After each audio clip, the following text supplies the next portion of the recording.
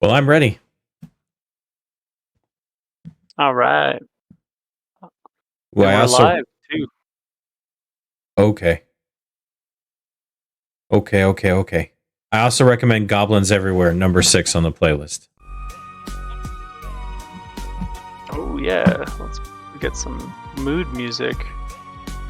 Now, I don't know if this playlist is good for Twitch or not. I'll have to do some OGL stuff. So, just so you're aware. So, it is just the two of you. And there is the opportunity, anytime we play, to choose a team composition. This is a dynamic that sort of gives us some additional meta on how it is we're going to play. These dynamics usually follow popular TV tropes, common ones being Buffy the Vampire Slayer. I think you are probably more like Fox Mulder and Dana Scully. Duos in crime. In crime solving, I guess. And you found yourself on the wrong side of the law. But am I correct in assuming you guys don't want to bother with a team concept? It's more like we didn't really have one when making the party, which I know is like an essential part of making the group in most cases, but like I didn't really have a concept idea. I more had like a character idea, and we kind of built around that. Mm-hmm. Yeah, We're tropeless for the time being, and that's fine. I do think there are we large kind of swaths fell of into like the we kind of fell into like the straight man and the crazy scientist. Yeah. There are large swaths of your character, specifically Envy, that we don't know much about. And I think that are even contradictory at this point. So as time goes on, we'll continue to hash it out. Yeah, I'm just trying to take a look. Yeah, so the four team concepts they have as examples are Slayer and Entourage, which would be Buffy the Vampire Slayer. An Unexplained Cases team, which would be like Eureka, Fringe, probably also X-Files. Then the Order. You're all members of an ancient order of monster slayers. it's kind of like Supernatural, Men of Yeah. Letters. Oh yeah, good point. And then Road Tripping Hunter Family. Your family's trade is hunting monsters. I think that one kind of does fit because we are a monster hunting family. I agree. I think that's as far as we need to consider the concepts here. If we get 3 people or 4 or even 5, maybe we'll consider one of these for a session. Yeah. There is one thing about Monster of the Week I thought I would make sure that we added to the beginning of our session here, and it's the player's agenda. There are 4 things that as players, the rules ask you to do or to consider. First is to act like you are the hero of the story, because you are. Secondly, make your own destiny. I think that just means be really, really creative. Number 3, find the damn monster and stop them. And 4, play your hunter like they're a real person.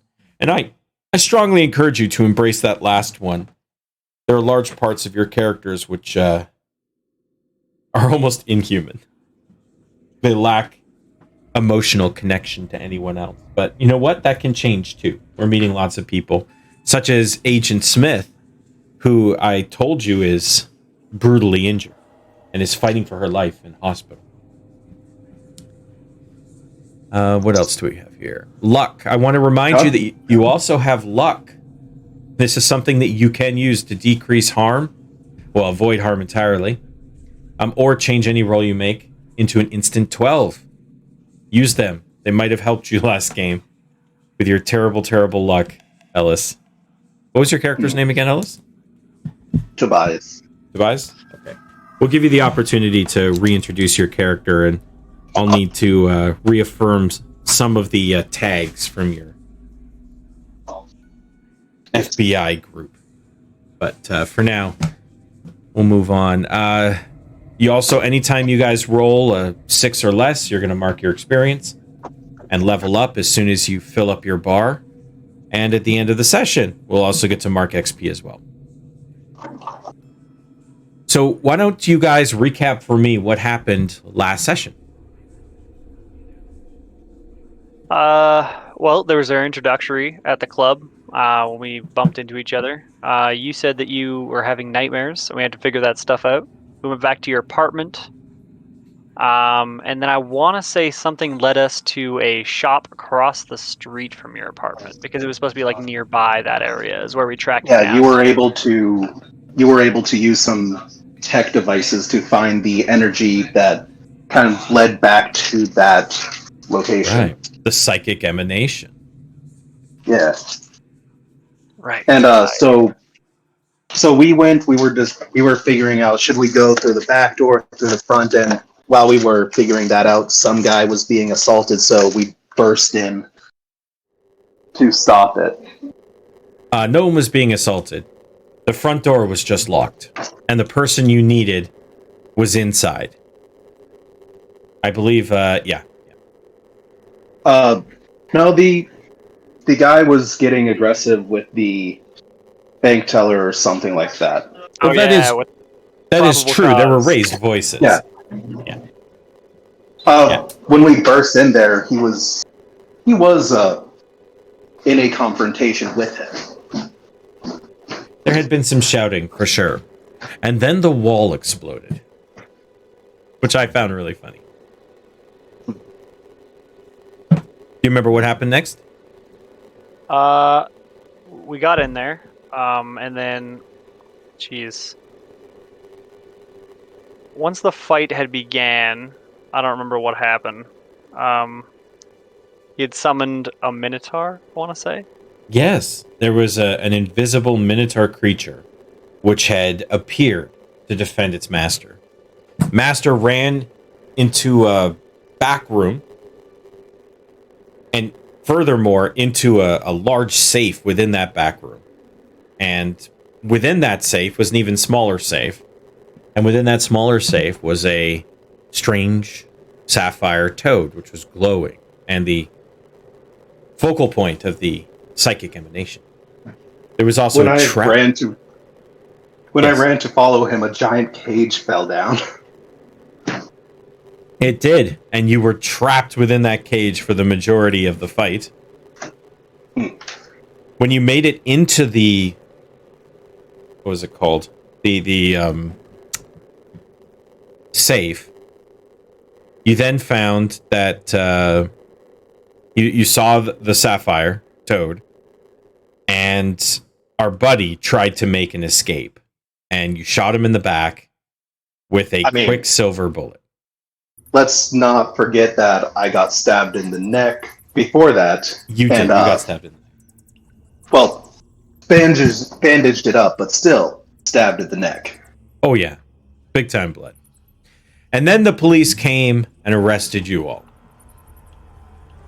That's what happened. Arrested an unconscious FBI agent with a stab wound in the neck. Yeah. Okay. Now I'm supposed to read the introduction. This one, I reiterated the danger level. Welcome, brave players, to Monster of the Week. You are hunters, those who are equipped to fight against the supernatural forces that lurk in the shadows of our modern world. And tonight you will face a monster, a villain, or a phenomena that will chill you to the bone. As your characters, you must gather all of the knowledge you can about the threat and find its weakness to stop it before it's too late. But you'll have to make no mistake, because in this game, nothing is sacred and nothing is safe. You are not safe. Now, once we begin, there is no turning back. So I have to ask, in good conscience, are you still willing to proceed into the darkness? Yep. I am willing. Perfect. Now, as is our custom, I would like each hunter to introduce themselves. I would like to go in order of newest to oldest character, but since both of you are of the newest character, you can decide who gets to go first. You go first. All right. I'll be playing Evelyn Motw, also known as the older sister of the group. I'm a hacker and a machinist, and it is not yet suspected, I don't believe, that I am a biomechanical clone of an original. Is it not suspected by yourself? I believe that's where we landed it, is that it's kind of just the idea might be there. Is that why Tobias is investigating me? That is a good question. Yes. I think that was the case. So at least Tobias knows. So it is suspected, but not known, that I am a biomechanical clone of my former self. All right. I believe you are a drug user. Yes. Stimulants, specifically. Yes. I leisurely use, I microdose for studious purposes, stimulant drugs. All right. Anything else we should know about your character? That's all the notes I had on my little character page here. All right. Tobias, why don't you introduce your character? What do we know about them? I am Tobias. Just Tobias. Legally got the last name removed. A FBI agent that works for like a secret part of the FBI that deals with all this weird monster shit. Just mainly keeping an eye out on Monroe over here, just to make sure that she doesn't, go on a monstrous rampage killing everybody in sight. Yeah, who knows what? Because I don't know who she is. I just know that she is not my sister. Yeah. Apparently, we've established the FBI knows that too. And you're supposed to take her out if that's what it comes to. But she's very close to my sister and very conflicted on whether or not I could follow that order. But outside of that, I am a hopeless romantic that loves romance movies and is apparently very awkward with the opposite gender. Okay. Why don't you remind me what the tags are for your organization? Oh, yes. The organization gives me recognized authority and weird tech gadgets, but also the red tape is bureaucracy and budget cuts. Okay. Just jotting that down again here so I can keep it top of mind. Does that mean you will be defended by a public defender? We'll see. We'll see. All right. At this point, before I read tonight's mystery introduction, do any hunters have any moves which occur at the start of a mystery? If so, you have to proclaim it now, or you will miss your opportunity. I have one that I can use any time, and it's kind of like lasts the entire mystery type moves. But Okay. I don't know if I can do it now or if I have to wait. No, typically it'll say at the beginning of a new mystery. Yeah. Okay. I have a vehicle. Was my vehicle also arrested? Impound luck. None. Actually, you parked it next door. Like, you ended up walking to this place on foot. So I think it's probably just wherever you parked it last. Yeah. Why don't you remind me about your vehicle? I know it was a surveillance van, and it had a name. Oh, yeah. The vehicle is named A to B. Oh, yeah. It's temperamental and has a monster cage in it. But it also had like a surveillance thing. Oh, and a bunch of surveillance equipment. Surveillance. Perfect. Yeah, I think it's wherever you left it, honestly. Left it pretty much in front of that business place. Okay. Well, excellent. So then we'll begin tonight's mystery, which is called Death's Eternal Bargain. The lens of the camera plunges into the chilling heart of Edmonton's maximum security prison. We see a common room with a plastic partition in the middle, dividing the male inmates from their female counterparts. Suddenly, time is frozen by an apparition. Draped in the Stygian cloak of oblivion and brandishing a scythe that gleams with cruel promise. And it begins its spectral waltz, moving with a dreadful grace, silent as the graveyard, through the group of people. The figure's skeletal hand grasps the scythe tightly, but it allows the scythe's blade to drag across the body of certain individuals. A shadowy reaper, a vile miasma of darkness hovers around those that have been touched. And then, in the blink of an eye, the harbinger of death vanishes, and time once again resumes. But the dread miasma persists, unseen by those affected and those around them, but wrapping the chosen inmates in its malevolent grasp. We follow a pair of inmates talking through a plastic barrier that separates the sexes. They both emanate the dark miasma. But when they turn to face the camera, we see the face of Tobias and Envy, unaware of the Black Death seeping from around you. So what are you guys talking about at the partition? I smack the glass. What do you mean we're just supposed to bide our time? I could get us out of here in my sleep. Inmate 472, keep it down. An overweight guard shouts at you. That'll just make the situation more complicated. We break out of here, then they'll be hunting us.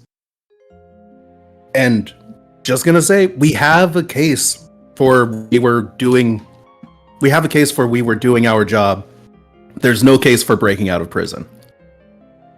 I don't know how much longer I can take this, and you'll see my leg start to bounce, as I'm sure it's been a great amount of time since my last fix.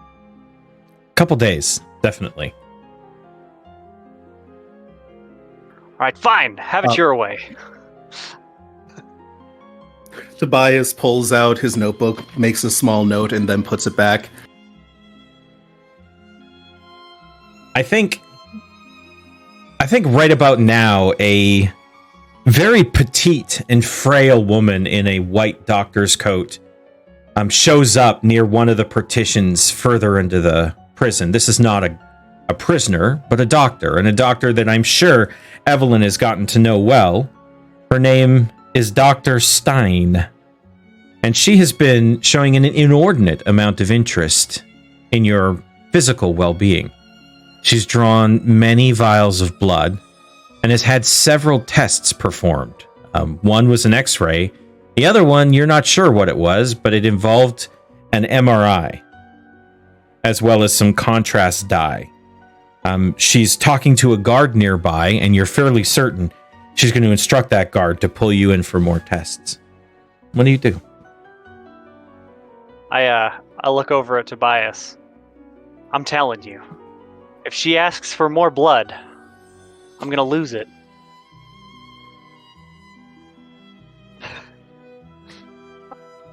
This is Actually, Tobias. Yeah. Tobias is just like, why don't you just, I don't know. You can refuse to give her blood, I think. I've I'm beginning to understand that the rule of the land is with every refusal in this place comes a redaction of privileges. I might lose my increasingly more valued yard time. It's this yard time that allows you to speak. Actually, now be a good time, since I did have to try to perceive the potential, like someone's potential action. Can I use Doors of Perception? Sure. Why don't you describe to me how that ability works? So it uses a use magic roll Okay. that I get to roll with sharp instead of weird, because I roll all of my use magics with sharp, to generate an additional effect to the use magic condition. One of which is I can give a hunter, including myself, a +1 to a rating for the remainder of the mystery. Okay. And what's this ability called? It's called the Doors of Perception. Okay. Perhaps your machinetronic abilities activating subconsciously to give you an edge. Please roll use magic. Or I guess in this case, use weird science. I got a 9. At 9. So what happens on a partial success? With the traditional use magic, it works imperfectly. You choose your effect, but you also choose a glitch, and the keeper will decide what effect that glitch has. All right. And the same is true here? Yes, because there's no partial success written into the move, but it Okay. does mention specifically that you may use magic with a plus sharp. All right. So what ability are you going to give yourself? So I am going to give myself the +1 sharp for the remainder of the mystery. Now the glitches.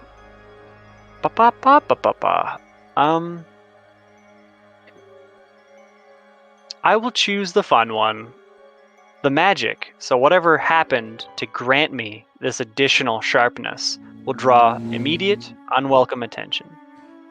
That's actually the one I would have picked for you as well. Aren't I the one who gets to make that decision according to the rule? You said the keeper gets to No. make it. No, No? I picked the glitch. You picked the effect that the glitch has. So, for Oh, example, I see. Okay. yeah, anything but you take one harm, you just get to flavor it however you wish to tailor it to the story. I think that your eyes change to give you this additional sharpness. What would be an enhanced version of the eyes, or just creepy and unsettling? I think we'll go with creepy and unsettling.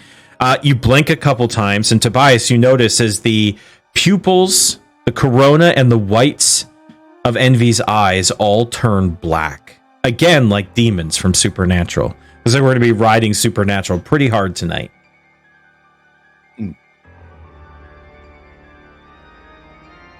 This will definitely draw unwelcome attention. So, like, my pupils just overcome my iris. Now I have black eyes. Yeah, exactly. Heads up, your eyes are pitch black now. You look extremely high. I rub my eyes, with a bit of fervor to cause like a light bruising, like like puffy-eyed look. I'd be like, well, I can pass for high. I think another woman inmate kind of catches your eyes for a second as you say, I can pass for high. Then you look at her with your completely black eyes and they go, oh, and they just skid her off. At this point, you notice that the overweight PC Boer is the name of this woman guard with a kind of round tire of a stomach and hip and a kind of lazy walk as she clicks her way on over to you. 472, you got another date with Dr. Stein. Come on.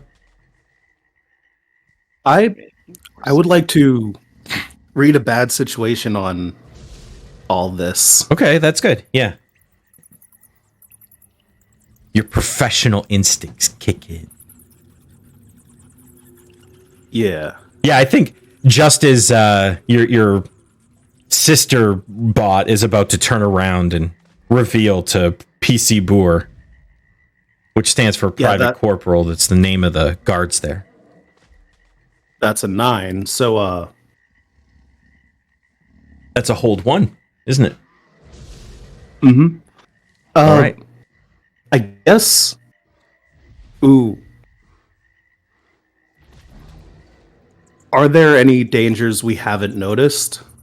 Because I'm looking at my not sister, and this situation seems like it might be dangerous to her, but I'm not quite sure how.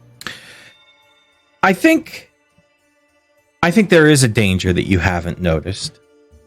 There's the greater danger that surrounds you and your sister, the one that the audience knows of which you're unaware. And so a revelation of this sort, I think, is appropriate at this point. As this is happening, your heart rate begins to increase, worried about what is immediately going to happen with Envy if they realize that she is different, if she is synthetic in some way, and you lose control of the situation even further. As this stress comes up to you, you feel a familiar push upon your psyche as another sort of psychic touch touches your mind. The world suddenly changes. It's the same area, but all the people are gone, and it looks like the place had been abandoned for several years. You know, things are dilapidated, broken, run down. Plants have reclaimed the interior of this place, and you're holding a gun. It's a simple 6-shooter, like something you'd see out of a Western, and you're looking at the open bullet chamber, and there's one bullet. Instinctively, you flick the chamber closed, spin it to randomize the bullet, put it up against your head, and pull the trigger. You hear BAM! And suddenly you're back in consciousness, and you see kind of back in the world where you see your sister, and you see for the briefest second this black miasma that floats up from you and your sister, and you sense like something is watching you. Like something is hunting you and your sister. That's what you get for dangers you haven't noticed. Yeah, I would quickly be like, we don't have time, and just quickly relate everything that just happened.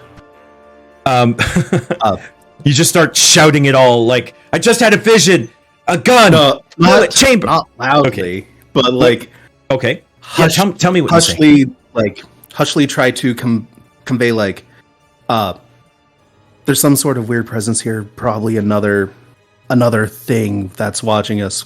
There was like a gun and whatnot. Anyways, just there's something that's more along our line of work at play right now. So watch your back. Okay. I am going to request an act under pressure roll here.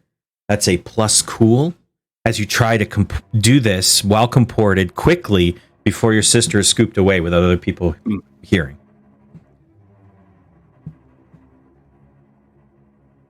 That's a 12. 12.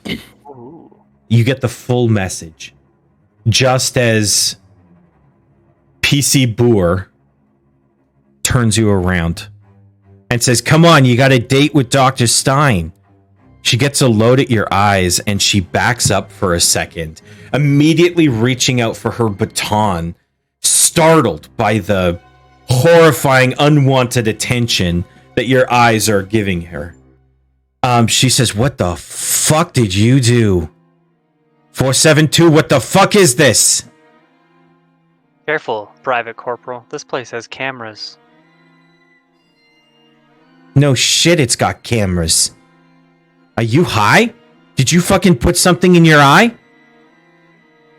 Everybody is sort of gathering around. They're murmuring about the strangeness of your eyes.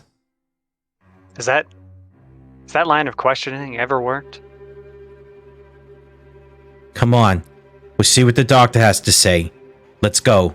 And she kind of stands behind you with the baton pushed into your back as a way of telling you she's ready to act if you try anything funny. Nah, I'm gonna go along with it for now. All right. There is a room full of startled women and some men who realize there's a commotion going on the other side of the plastic partitions who have pushed up against in order to see what's going on. And immediately the women come over too, and they're gossiping about the black eyes, the crazy bitch. Her name is Evelyn. Oh no, they call you 472. 472 is a crazy bitch. And you get scooped down a hallway. It's a long hallway, and after a few steps in, the door closes behind you, and PC Boer, you can hear her breathe a little bit heavier as she realizes it's a good 50 feet or so to the end of this hallway, and it's just the two of you. And so she and you can hear the nervousness in her voice. She says, "Keep walking." I do. I continue just walking. There is a camera in the hall, but otherwise you are alone. So you make it down to the end of the hall without trying anything, and the door, PC Boer opens it, and it takes you into another room with the very frail Dr. Stein. An attractive woman, but very bird-like, very frail, almost crane-like features, pale skin, big glasses, kind of mousy hair. And she looks at your eyes, and her own eyes do get wide with this kind of silent horror. And she says, "My goodness, what is it? How have you done this to yourself?" I slept funny. "Is this true?" "No, I would have heard about it before now. You jest with Dr. Stein, do you?" "This could be serious. Are you not afraid? You seem completely unperturbed. What's your blood pressure?" I'm not the doctor here. She reaches over and grabs the blood pressure cuff, puts it on your arm, and begins, because it's a manual one. It's shitty. And she takes your blood pressure and she says, "Tell me, are you aware that you are different than the others?" I've been called crazy, weird, and different, among other things. "I have heard tales of the device that you used as part of your heist. Maybe you can tell me a bit about it. I have put together a bit of a drawing of what I believe it looks like based on descriptions from those on hand." And she has a little notebook, and she opens it up. You can see there is a reasonable facsimile in drawing of your device, which I guess the police must have, right? Okay. How accurate does her drawing look? Like, I would know the device inside and out as I designed it myself, so it'd be one of those things like, does it look like a mock imitation, or does she have all the wires in the right spot, kind of thing? You know, it does. It looks right in frame. She's obviously seen the device or a picture of it, and she's gotten some of the mechanics correct. There's some portions of the mechanics she can't know without having laid hands upon it. However, you can see where she's interpreting the part she doesn't know, which leads you to believe that she is perhaps trying to figure out how it works. She's not there, but given enough time, she might be able to figure it out. It appears as though this Dr. Stein is not only a medical doctor, but some kind of genius engineer. Not quite at your level, but again, with enough time, she might be able to figure it out. Is it just the doctor and myself in the room? No, you still have PC Boer, who's behind you. She's kind of standing guard to protect the doctor from your vile wickedness. I'll glance over at PC Boer, and then back to Stein, and I'll be like, I'd be willing to offer some trade secrets, but it would have to be a private conversation. But who'll protect me if you decide to go crazy? I'm not actually crazy. It's just how you have to survive in a place like this. I like this. This is a classic manipulate someone. You're telling them what you want and what you'll give them if they do it. This would be a plus charm. Yes, it would. I got a 12. They will do it for the reason you gave them. They absolutely trust you. Pissibur, the next part of this examination will be sensitive. Perhaps you can stand outside. I am suddenly French. Please, Pissibur, if you could do me the honor of stepping outside, please. To aid with that, I'll just start taking off my shirt. Well, PC Boer, who is also a woman, is not too flustered by your sudden removal of clothing. I mean, she's probably done the strip check more than once. She puts up a bit of a guff, but I think Dr. Stein gives her a stern look and says, I really must insist. And PC Boer shrugs and says, well, she's hopped up on the PCP. She snaps you in half, Doc. I can't do anything, but it's on your head, Derry. Thank you very much, PC Boer. Goodbye. And she takes off. You are now topless. Or, I guess, avoiding toplessness. Up to you. I figured I'd be like pantomiming the motion, like, you know, pulling it halfway up and then kind of like looking like, well, are you going to leave? And then as soon as she's gone, I'll probably just lower my shirt again. I don't actually need to be stripping here. With the doctor named after Frankenstein. Oh no, I didn't even think of that. I'm going to make a little note here. So, what can you tell me? Which portions have I gotten right and which portions have I gotten wrong? Let me just look up a list of science words here. Give me one second. You have to fluctuate the field capacitor. Exactly. Or you'll never get past these zeta waves. Yeah, there's an actual techno-babble Star Trek thing. Is there actually? Techno-babble. Yeah, techno-babble generator.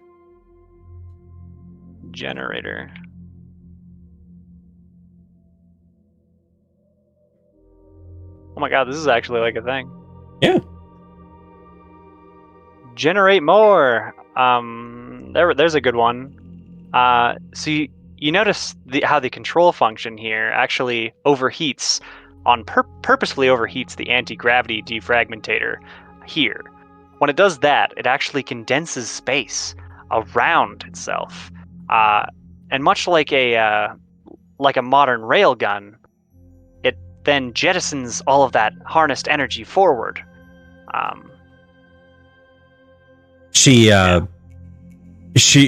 eyes get wider and wider with astonishment. She puts a little bird-like hand to her mouth and says, "This is remarkable. And you did all this inside of a tiny room underneath a bar. Remarkable. You are a Picasso in such a place. A diamond in the rough. And I found you." Yeah. I'm getting the impression that they had seized my property. This they have. However, there is something perhaps I can do for you, if there is something you can do for me. I'm listening. I very much would like to continue to study your unique biology. There are secrets of your creation within you. Surely your brother must have similar attributes to you, no? We are of the but perhaps we do not know. Build.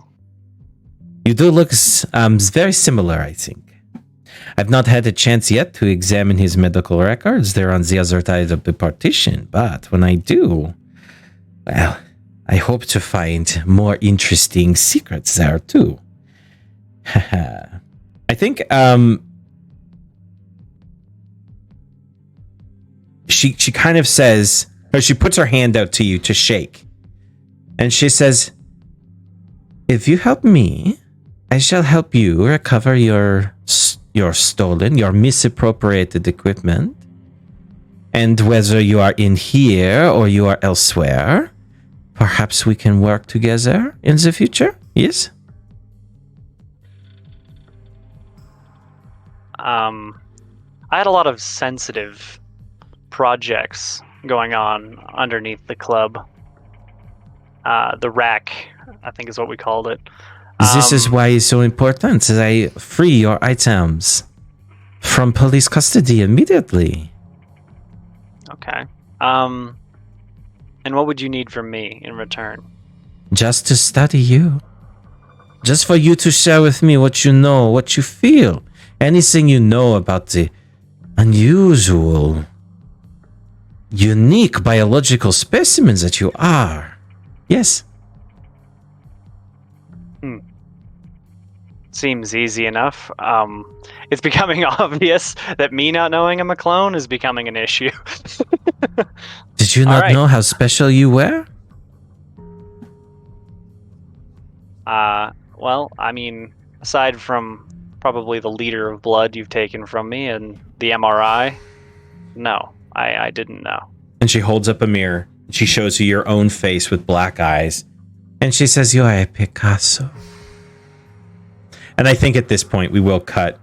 And we're going to smash cut on over to Tobias, who's probably, after your sister has been carted away, what's the next order of business for Tobias? We hitting the gym?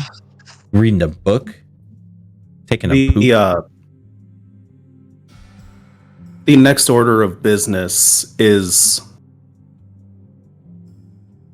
So what I gotta feel with the presence is like it's a bit like a miasma, like an all-around presence, not a specific entity, or is it like what was honestly, it feels like you've been marked for death, and death is coming for you,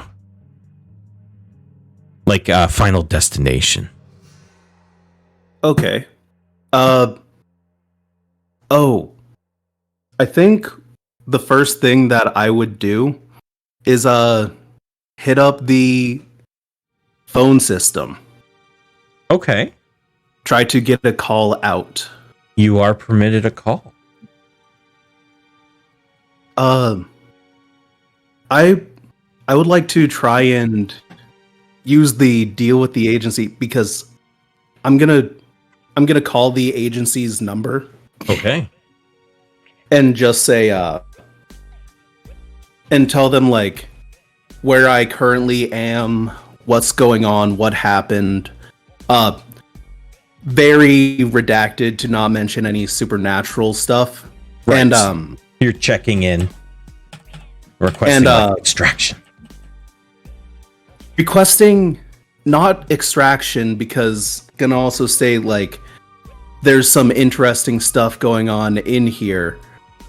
I would, if you could find me, if you could deliver insert serial number here discreetly,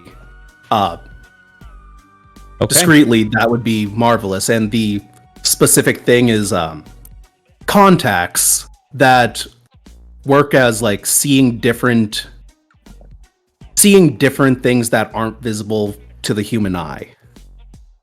Okay. That's what you're asking for. Is a gadget. Yeah. All right. I think that's fairly appropriate. A weird gadget so that I can see invisible things. I want to know, what's the cover? Like you're calling someone, but you're keeping it covert. So there's like a cover line you must be calling here. Is it like a flower shop? Is it I don't know. Oh, it is, the cover is my grandmother. Your real life grandmother? No, the cover is that I'm calling my grandmother, be just like saying, yeah, I got arrested, I'm in this location, and just be like, it's very okay, boring in here. I would love to read my favorite book. You know, the one that's on like the shelf in the middle, third row down, and just give like the directions of the item that I want. Oh my dear, it sounds really serious. Well, I'll call the lawyer right away, and we'll see what we can do to help you. Because honestly, you've not told me anything that requires a secret. You've told me you're in prison and you need a lawyer. Anybody would expect this. It doesn't need to be secret, my boy. but I think that's pretty funny. Yes, Michael will be there shortly. And Michael is a corporate lawyer that you have. You've met him before when you took the job. He made you sign 1 million forms and explained at length about the supernatural and what your insurance covers and doesn't cover. He's also the benefit specialist for the FBI. You have terrible benefits. Oh no. And I'm just like, and could you do I roll a deal with the agency? Oh, yes, you do. Yeah. Sorry, I forgot about that part. I rolled a 6, but I'm gonna use luck on this. And I'm just like, and could you bring me my favorite book and go through the basically encode giving the serial number of the item that I want and make sure that Michael has it on him when he comes here. Oh, yes, absolutely. I love you. Hangs up the phone. Tobias, I said a lot. Click. This isn't my actual grandmother. The guard, which overhears your conversation, is like, that's stone cold, brother. And then walking down to the courtyard, keeping an eye out, seeing if anybody looks different, like they might be under some sort of effect or anything like that. Want to investigate, go around, see if I can figure out anything weird happening with others. Yeah, so I mean, like, trying to see if anything weird is happening with others, totally the right call. Because if it got you two, it probably got others, and that might help you investigate this mystery. So I think that's your role here, a plus sharp, as you investigate and look for clues.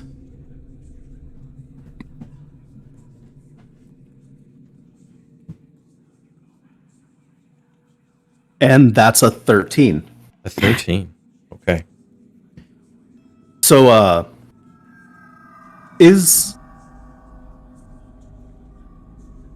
I guess, what's being concealed here and what sort of creature is it? If those are things that I can get through the cursory investigating everybody around. Otherwise, I'll find a different question, but I'm just... Yeah. Okay. But first off, what's being concealed here? What's being concealed here? You do get a sense that others are affected. You discover that if you just look through the corner of your eye while your heart is racing, you can, although maybe you never feel fear, so your heart never races, but while you're kind of scared that you might see it, you can see it from the corner of your eye on certain individuals. You notice it specifically. I'm going to give you a couple people you know about it. One guy named Bobby has it.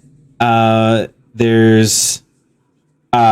Bobby is kind of a hillbilly, a little bit dumb, kind of young. He was in for a hit and run, DUI. And then another guy, Darren, has it. He's fucking crazy. You have no idea what his thing is, but he probably whacked a dog on the head with his dingus or something. He's just fucking nuts. And you also did see a woman have it. Her name is Celeste. You don't know anything about her except that she's always talking about the Bible and she's clutching a foam fucking cross everywhere she goes. So those are several people that you've noticed have it. I note that down in my notebook, then close it and pocket it. Yeah. And then what sort of creature is it? Yeah. Is that something that I'm able to tell through what I'm basically thinking back through all the types of monsters that I know, what I've experienced and what I'm observing? Yes. Well, I'm obligated to give you the answer because you rolled it, right? You get to ask the question, you get the answer. Now, sometimes the instinct is to hold back some information because of context, but I think the stronger thing to do is to give you the full information and find a cool reason for why you do know it. In this particular case, I think the entity is aware of your awareness, of your sensitivity to its psychic emanation, to its miasma that surrounds you. And you can hear its voice coming at you from the darkness when you're alone by yourself, whispering. And it says, "Are you tired of the world?"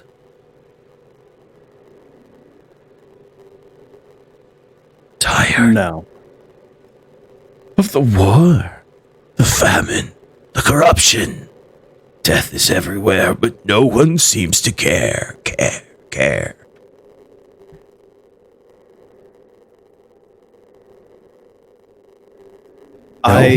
Yeah.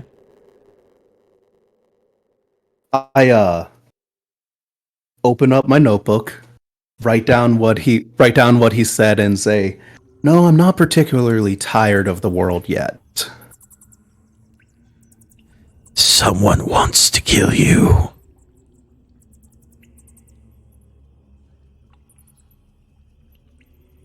Who? Play and find out.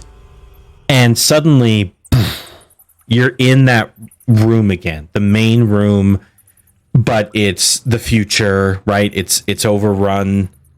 You still got the plastic separator between you, but it's broken. It's really not separating either side of the room, except this time you are not alone.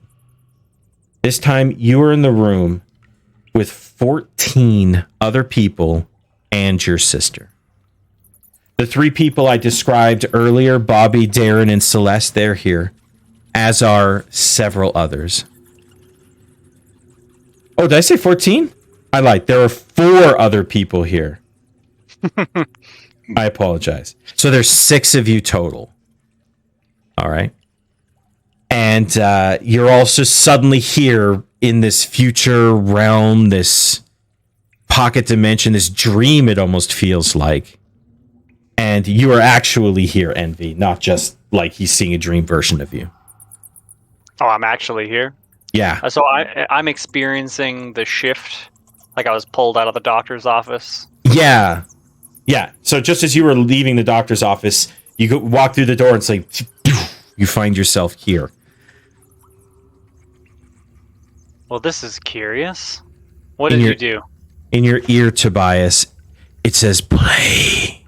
Prove you deserve to live. Only one must die."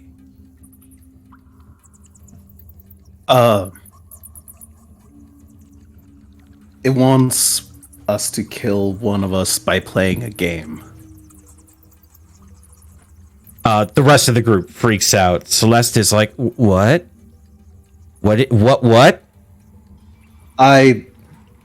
Before any of them are able to do anything, I quickly scan for the gun that I know will be here somewhere and try to pocket it. Okay, I love this. An act under pressure, I think, as you look around trying to find this place or find this thing. Unless it's a read a bad situation. That's a 10. Okay, a 10. On act under pressure. You fucking look around and it's been placed on top of a chunk of concrete. Pretty obviously, it's just nobody was looking around for it and you knew where to find it. So you immediately find the old Western gun. And as you grab it, that voice in your ear, "Yes, yes." I'd like to read a bad situation. Go for it. It's a plus sharp as you engage all your senses and your demon fucking black eyes. I got me a 12. 12? All right, so you can ask three. You don't have to ask them all right now, but you can if you'd like. What's the best way to protect the victims? The best way to protect the victims? Well, I think you're taking a lot of information here. You're not 100% certain exactly what the danger is. So protecting it from what you're uncertain. However, based on what your brother told you and what he's muttering to himself right now under his breath, that for some reason you can hear with crystal clarity, that you are in some kind of tete-a-tete against death. You've been put in a jigsaw fucking puzzle-like torture chamber and are to survive for some reason. Your brother has found a gun, which perhaps he's even revealed to you contains one bullet for a... why can't I remember the name of it? Russian roulette style contest. To which Bobby, the kind of hit and run hillbilly, says, or I suppose you're hiding the gun? You're not making it obviously have it? Quickly pocketing it before anybody can get their bearings, because I've had this vision, so I know to look for it. All right. Well, either way, that Bobby guy gets a little fucking agitated. He's like, somebody better tell me what the fuck is going on right now, or our head's getting busted. Settle down, Bobby. As you can clearly see, this is just a fucked up situation. And that deranged guy, the older guy with the like fucking salt and pepper beard, like the crazy eye, he gets up and he's like, and who put you in fucking charge, man? Why should we listen to you, huh? And I brandish my gun at him and say, this is why you should listen to me. That is to manipulate someone. Because you threatened to shoot them. Yeah. I think that's to manipulate someone. You want them to fucking calm down. If not, you will physically harm them. Calm down. Bust a cap. Yeah. That's a 9. Okay. Excellent. Envy. Could you help me in this? Oh, yeah. I actually could help you. I could do the help out move. So describe how you're helping him in this intimidation. Seeing him point a gun at the guy, I'll kind of size up the other guy, and I'll be like, "He's got a gun, man. I think it's best if we all just relax." You just reason to him. It's like, come on, don't be stupid. Yeah, I'm just gonna join in with the reasoning. This guy that's fair. This guy seems smart. Yeah. So roll a help out, which is plus cool. You get a +1 because you are acting on your read a bad situation. Okay, so that is a 7. Okay, so on a 7 to 9, your help grants them +1 to their rolls, but you also expose yourself to some trouble or danger. So I think it's fine. Darren's like, okay, man, okay. But Bobby and Darren have now teamed up. You can see them like next to each other, and they're like, we know who to fucking watch out for. And they start to buddy up against the two of you. So they now have animosity. So that's the trouble that you get to deal with now that this has happened. The other two people that are here, Celeste, a 30-something kind of frumpy person holding the foam cross. And then there's Adine, this just like adorable, button-nosed, fucking teenager, like 19 cheerleader type. And even has like a bow of just scrap cloth, but she's tied a bow in her hair. So she has like a prison bow. But she doesn't talk. She's just kind of quiet and mute. And they're just, both of them are kind of standing off to the side. Not cowering. I feel that's offensive, but they are just being more cautious and assessing the situation, I think is what they would be doing. While the other ones are kind of losing their heads and being emotional. And so you can see them being like scientific about it. Yeah. I'll lean into Tobias, but like, all right, Tobias, what's the game plan? And I'm also gonna be theory crafting while I'm asking him, what's my best way out? I'm gonna spend one of my holds. So here's the craziness of it. Any creature that is powerful enough to trap you in this way, your best way out is through actually completing the game. Otherwise, you're not certain. Like, you don't know magic, but you know physics, and anything that has the ability to control physics to this extent, if this is not a simulation, then it has the power of a god, and there's just no fighting it. So your best way out is through. All right, yeah. So what do you think we should do? I think we should sit over around the table by the meeting hall and click that revolver until one of us dies. And I think that's the exact reason why I have the revolver and not you.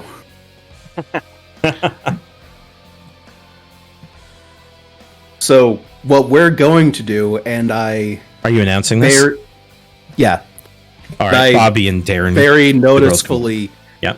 Very noticeably put the... Is there a safety on old revolvers? No. I feel like... Not this one. I feel like there aren't. This one's made for maximum death. Yeah, keep that hammer part down. Yeah, I very noticeably put the revolver in my back pocket and basically being like, this is not I'm not threatening all of you with a gun all the time. Okay. And I just say, what we're going to do is we're going to figure out what's going on and leave this situation with nobody dying. Now, we could do the Russian roulette.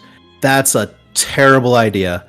But what I will say is that if any of you try to harm another, then I will defend whoever's in trouble, and that bullet's finding a target. Celeste says, why are we playing Russian roulette anyway? I mean, maybe we can get out of here some other way. Like, there has to be an explanation for what's going on here. Is this a test from God? Are you testing me, Lord? What's the similarity of the victims? How would I figure that out? The similarity? What does this word mean? Is there any rhyme or reason to them? Yeah, like why were the 6 of us picked? Ooh. Is this another read a bad situation thing? That sounds more like investigate a mystery. It kind of does, but he has one more read a bad situation. So I think you could say, I don't know, any one of those questions could be twisted hard enough into answering that question. So I can answer it for your third and final hold for read a bad situation. Okay. All right. I guess, yeah, like, I didn't want to ask what's most vulnerable to me or what's the biggest threat, because I'm more curious about why the 4 of these people that don't seem to share many similarities and us, 2, like, paranormal investigators, were thrown into this situation with this devil's gambit. So, of the 5 people who are not you in this room, there's one thing you know to be true of them all. You've been gathering information on them since you got here, collecting data. And so knowing something of your fellow inmates is one of your first priorities. And you retain information. Seems like you have a photographic memory, eh? So. They're all murderers. They've all murderers? killed someone. Now, that's why I said of the 5 people that are here, because my assumption here is that Tobias has totally taken a life in the line of duty. In fact, and you shot someone. I was going to say, did you kill someone before? But you killed someone now. So everyone in this room is a murderer. Celeste killed a child who, while high on drugs. The cheermate, DUI, Bobby, DUI, and Darren, you're not certain, but it involved an axe. Okay, so, just or not, it seems that death, or whatever, thinks we all deserve to be here. Celeste says, if God wishes to test my faith again, then I will take my shot in Russian roulette. And then if I survive, then God will have forgiven me. And if not, then I shall be purified by his hand and rise up into his kingdom. She puts her hand out for the gun. I'm taking the first shot. And I just leave the room and try to find an exit. So there are no exits. This is an octagonal room separated by a broken plastic partition, and all of the doors are completely sealed. You are stuck in the open of this dilapidated common area with these other 5 people. Can I open the chamber? Like, You do. can I take out the bullet? Try as you might, the bullet will not leave the chamber. Then, yeah, close the chamber. So Close as the you chamber close back. the chamber immediately spins rapidly and then stops and locks. And now the chamber will not open. Celeste holds her hand out again. Give it to me. I get the first shot. No. I made it very clear we're going to find another way out besides this. This is not an act of God. This is an act of an evil spirit that has come to torment, not test. The crazy Darren with his eye cocked and says, an evil spirit. Hey, boyo. Okay. And I see why we should leave you with the gun, eh? Yeah, probably kill us in our sleep, huh? I mean, Look, man, give her the gun. Let it take the first shot. She blows her head off. All good for us, and maybe we get out of here, huh? Maybe this is a test from God. no.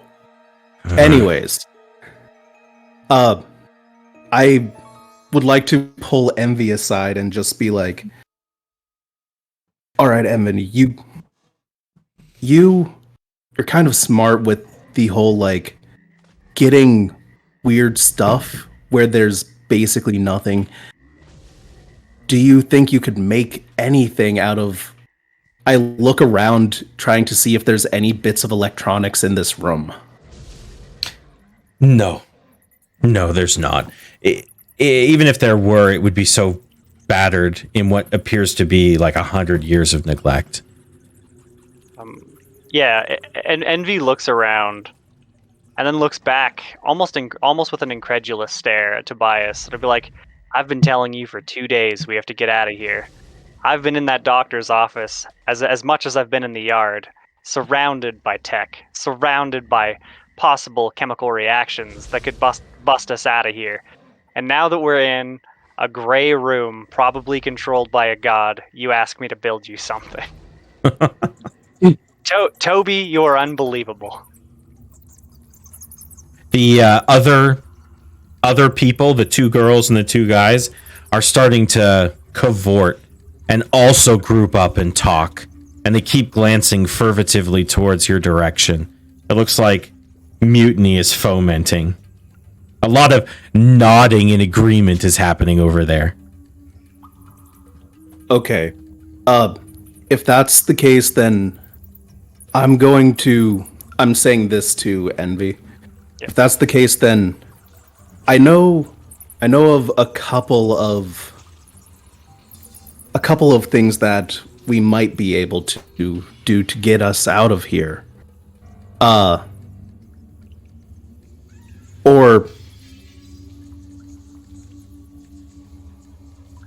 I'm thinking of using some magic.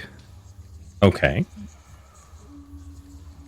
Your Or, Magic 101 class you took as part of actually, your first- FBI training?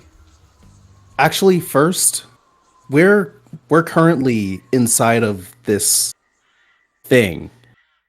I want to see if I can figure out if there's any way we can harm it from where we are instead of having to go through this whole spiel. Okay. See if I can find any weaknesses in this scenario, or even if I can find the creature itself. Okay, so this would be an investigative mystery, would get you the information you're asking for, but you have to tell me by which means you're investigating. Typically, you have a clue. Well, there's clearly the entity is clearly here, and it's Yes. somehow inherent to this weapon by the fact Okay. that when I just closed it, it spun and locked in place. Right. There's no windows or doors here. No, there isn't. Actually, you know what? Being in the environment is itself, right? If you're Yeah. at the scene of an attack or something, or the scene of a crime, then yeah, that's investigating. So absolutely, give me a plus sharp. All right. Oh, you guys fail nothing this time. No That is XP a- for you guys. That is a 6. I'm not acting on the read a bad situation that I did earlier, so Yeah. that's long past. Yeah, I Might think be it able is. to- I might be able to help him with this one. Absolutely. I might be able to be like, look around the room, and I'll be like, up until recently, if you would have come to me speaking of magic, I would have called you a moron. But you might be onto something, and I'm gonna help out. Okay. Give me a plus cool. Is it relevant to the investigate a mystery that I did earlier? Well, I don't think investigate a mystery gives you +1 forward. It's just the read a bad situation that does. I think that's Oh. what he meant. Yeah, that's what I meant. Because if it's relevant to that, I Oh can yeah, help yeah. him out. Because you did that while you're here, and this is still here. Absolutely. Okay, cool. Sorry. Look at that. I'm actually 1 XP away from leveling up. This is wild. What did you just get? A 6. 6. Plus the 1, right? Oh, hover Or- over it. I already added it. Ah, dang. Okay, so yeah, no, we failed. So do I get to Minus do something 1 plus bad 1. if you fail to help out that badly? I don't think so, because you just don't help out. It's like worse than if you hadn't tried at all. We're at You one. also We're at 1 fail in a row because my top 6 there is actually a 7, and then it goes he failed, then I failed to help out. Yeah, So we're Yeah, at 2 so- failed rolls, 1 failed check. that is failed true. roll, a failed help out. I mean, every time we roll a 6, you can do something bad. Fair enough. That's just inherent. It doesn't state that with any of the moves. All right. Death screeches angrily and actually manifests around all of you. Scythe. He's kind of smoky and ethereal, but he looks just like the classic depiction of Death, with the black robe and the scythe in his hands. And he points his fingers at the 6 of you and says, "You shall replace me. My torment comes to an end and yours begins. Those of you who survive will gain my immortal life and my eternal curse."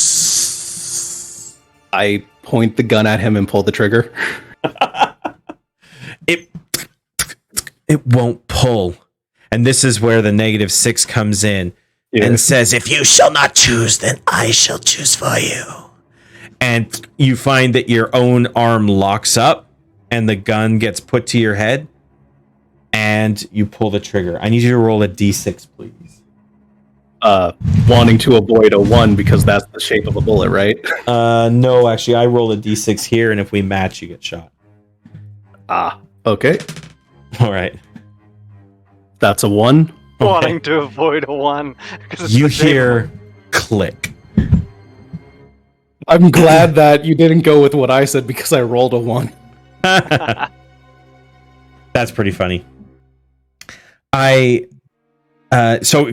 Click, and you see the thing turns, which means there's now a 5 of 6 chance, or sorry, a 2 of 6 chance that the next, or no, it's a 1 of 5 chance that the next shot is the actual shot. And Death kind of walks around again. You're locked up. None of you can really move. And Death kind of walks around each of you and says, "Each of you deserves my curse for what you've done." And I'm tired. I'm going to be free, and you will be in my wake forever. Did you say something? Yeah, I would like to read a bad situation for this. Okay. Yeah. Go for it. Roll sharp as you're looking around for anything you can do. Your eyes and your mouth, the only thing is working right now. I roll cool because I'm a tactical genius. Ooh, nice. That's a 9. Okay. What do you ask? What's the best way to protect the victims? Take the bullet yourself.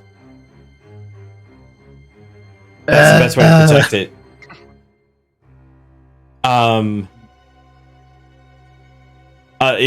Unless you could find a way to hurt death, and that would be something like.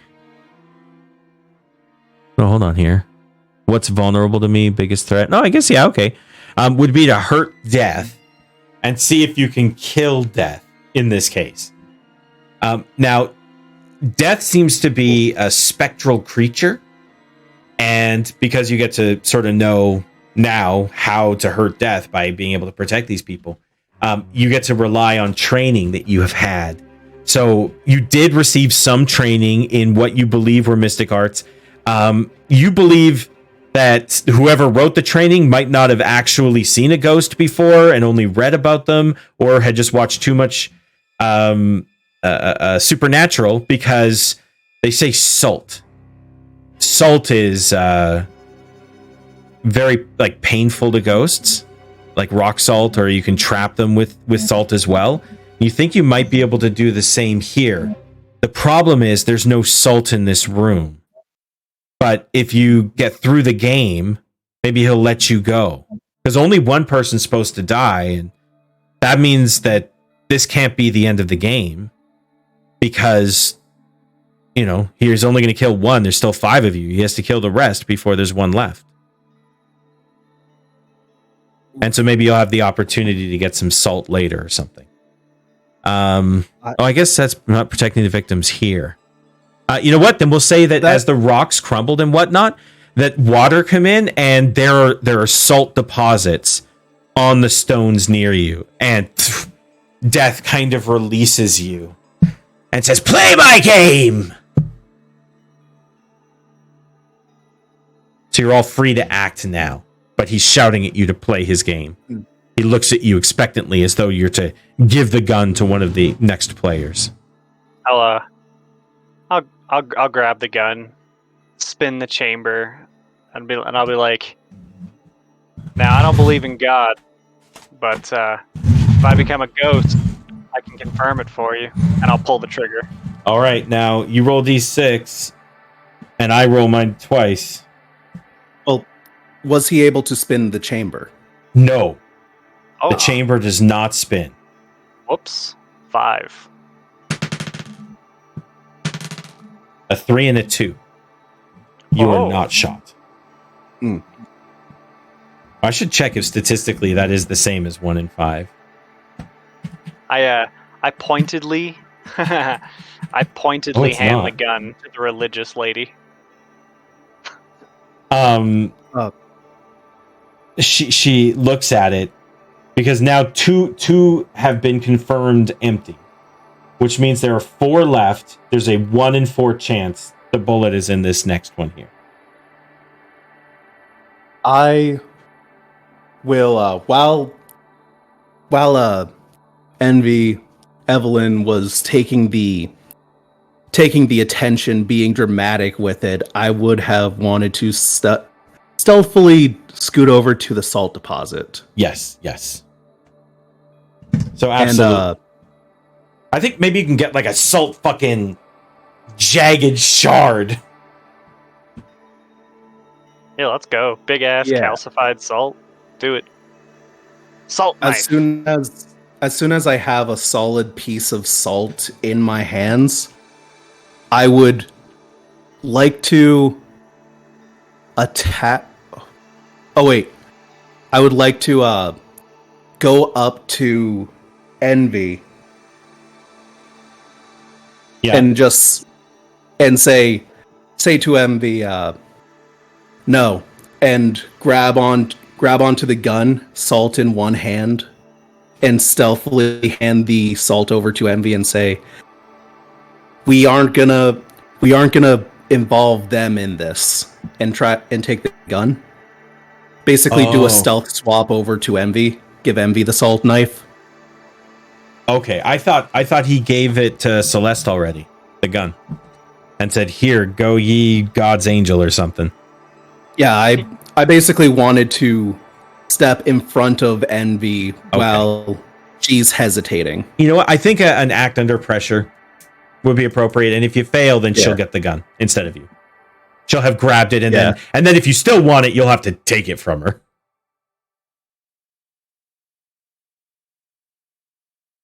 Oh, damn. That is a 10. A 10. All right, absolutely. She actually goes to grab it and says, "By Lord's," and you just like bat her hand out of the way and take it. And the other three, the cheermates and Bobby and Darren, they all get up in arms and says, "Hey, it's not your turn. You already had one. Get away, boyo." Was I able to hand the Absolutely. Was I able to hand the salt to Envy? Yeah. Yeah, Envy, you have that, and now you have the gun. Says it won't work on anyone else. Death is watching. And I give Envy a look and just give Envy a look as in like, yeah, let's do this. And I'm going to try to like get everybody's focus just on me, not on Envy, while I kind of like hype myself up for pulling the trigger. But you've already. Oh, I see. So you hype yourself up to pull the trigger at yourself again? Yeah, trying to be very distracting. Yeah, okay. Right. No, they So that definitely watch this. Holy shit. All right. So that Envy can get a stab off at Death, probably. Are we going to kick All some right. ass? Yeah, I'll kick some ass. So, with that, like as soon as he puts the gun to his head, I'll get up, kind of like looking like a no, don't, and then I'll turn really quick and stab at Death with the. Okay, I like that. Give me a kick some ass roll. Yeah, let's do it.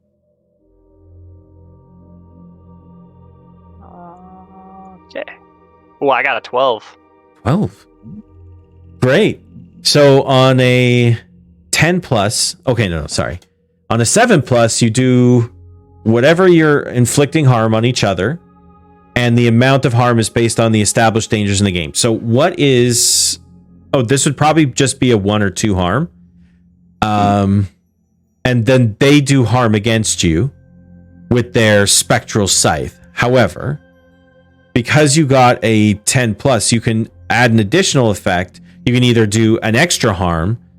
You can take an advantage, like +1 to give +1 to someone else. You can suffer less harm, -1 harm, or you can force death where you want them. And that could even mean, in this case, perhaps out of this dimension. Ooh, yeah, actually, that seems like the route I'll take. In fact, as I'm pushing him back with the stab, I'm pointedly not letting go of his spectral robes. Okay. So, yeah, I think Death starts whipping around, hissing like a fucking ring wraith as you stab into him with this shard. And yeah, I think he just kind of whips around the room, crashing into other people. You're holding on to him and trying to just drive him out of this place. I would like an act under pressure roll from Tobias as they come careening towards you. It's just a plus cool. Yeah. Ooh, 15. damn. 15. Oh, yeah. You managed to get out of the way, no problem.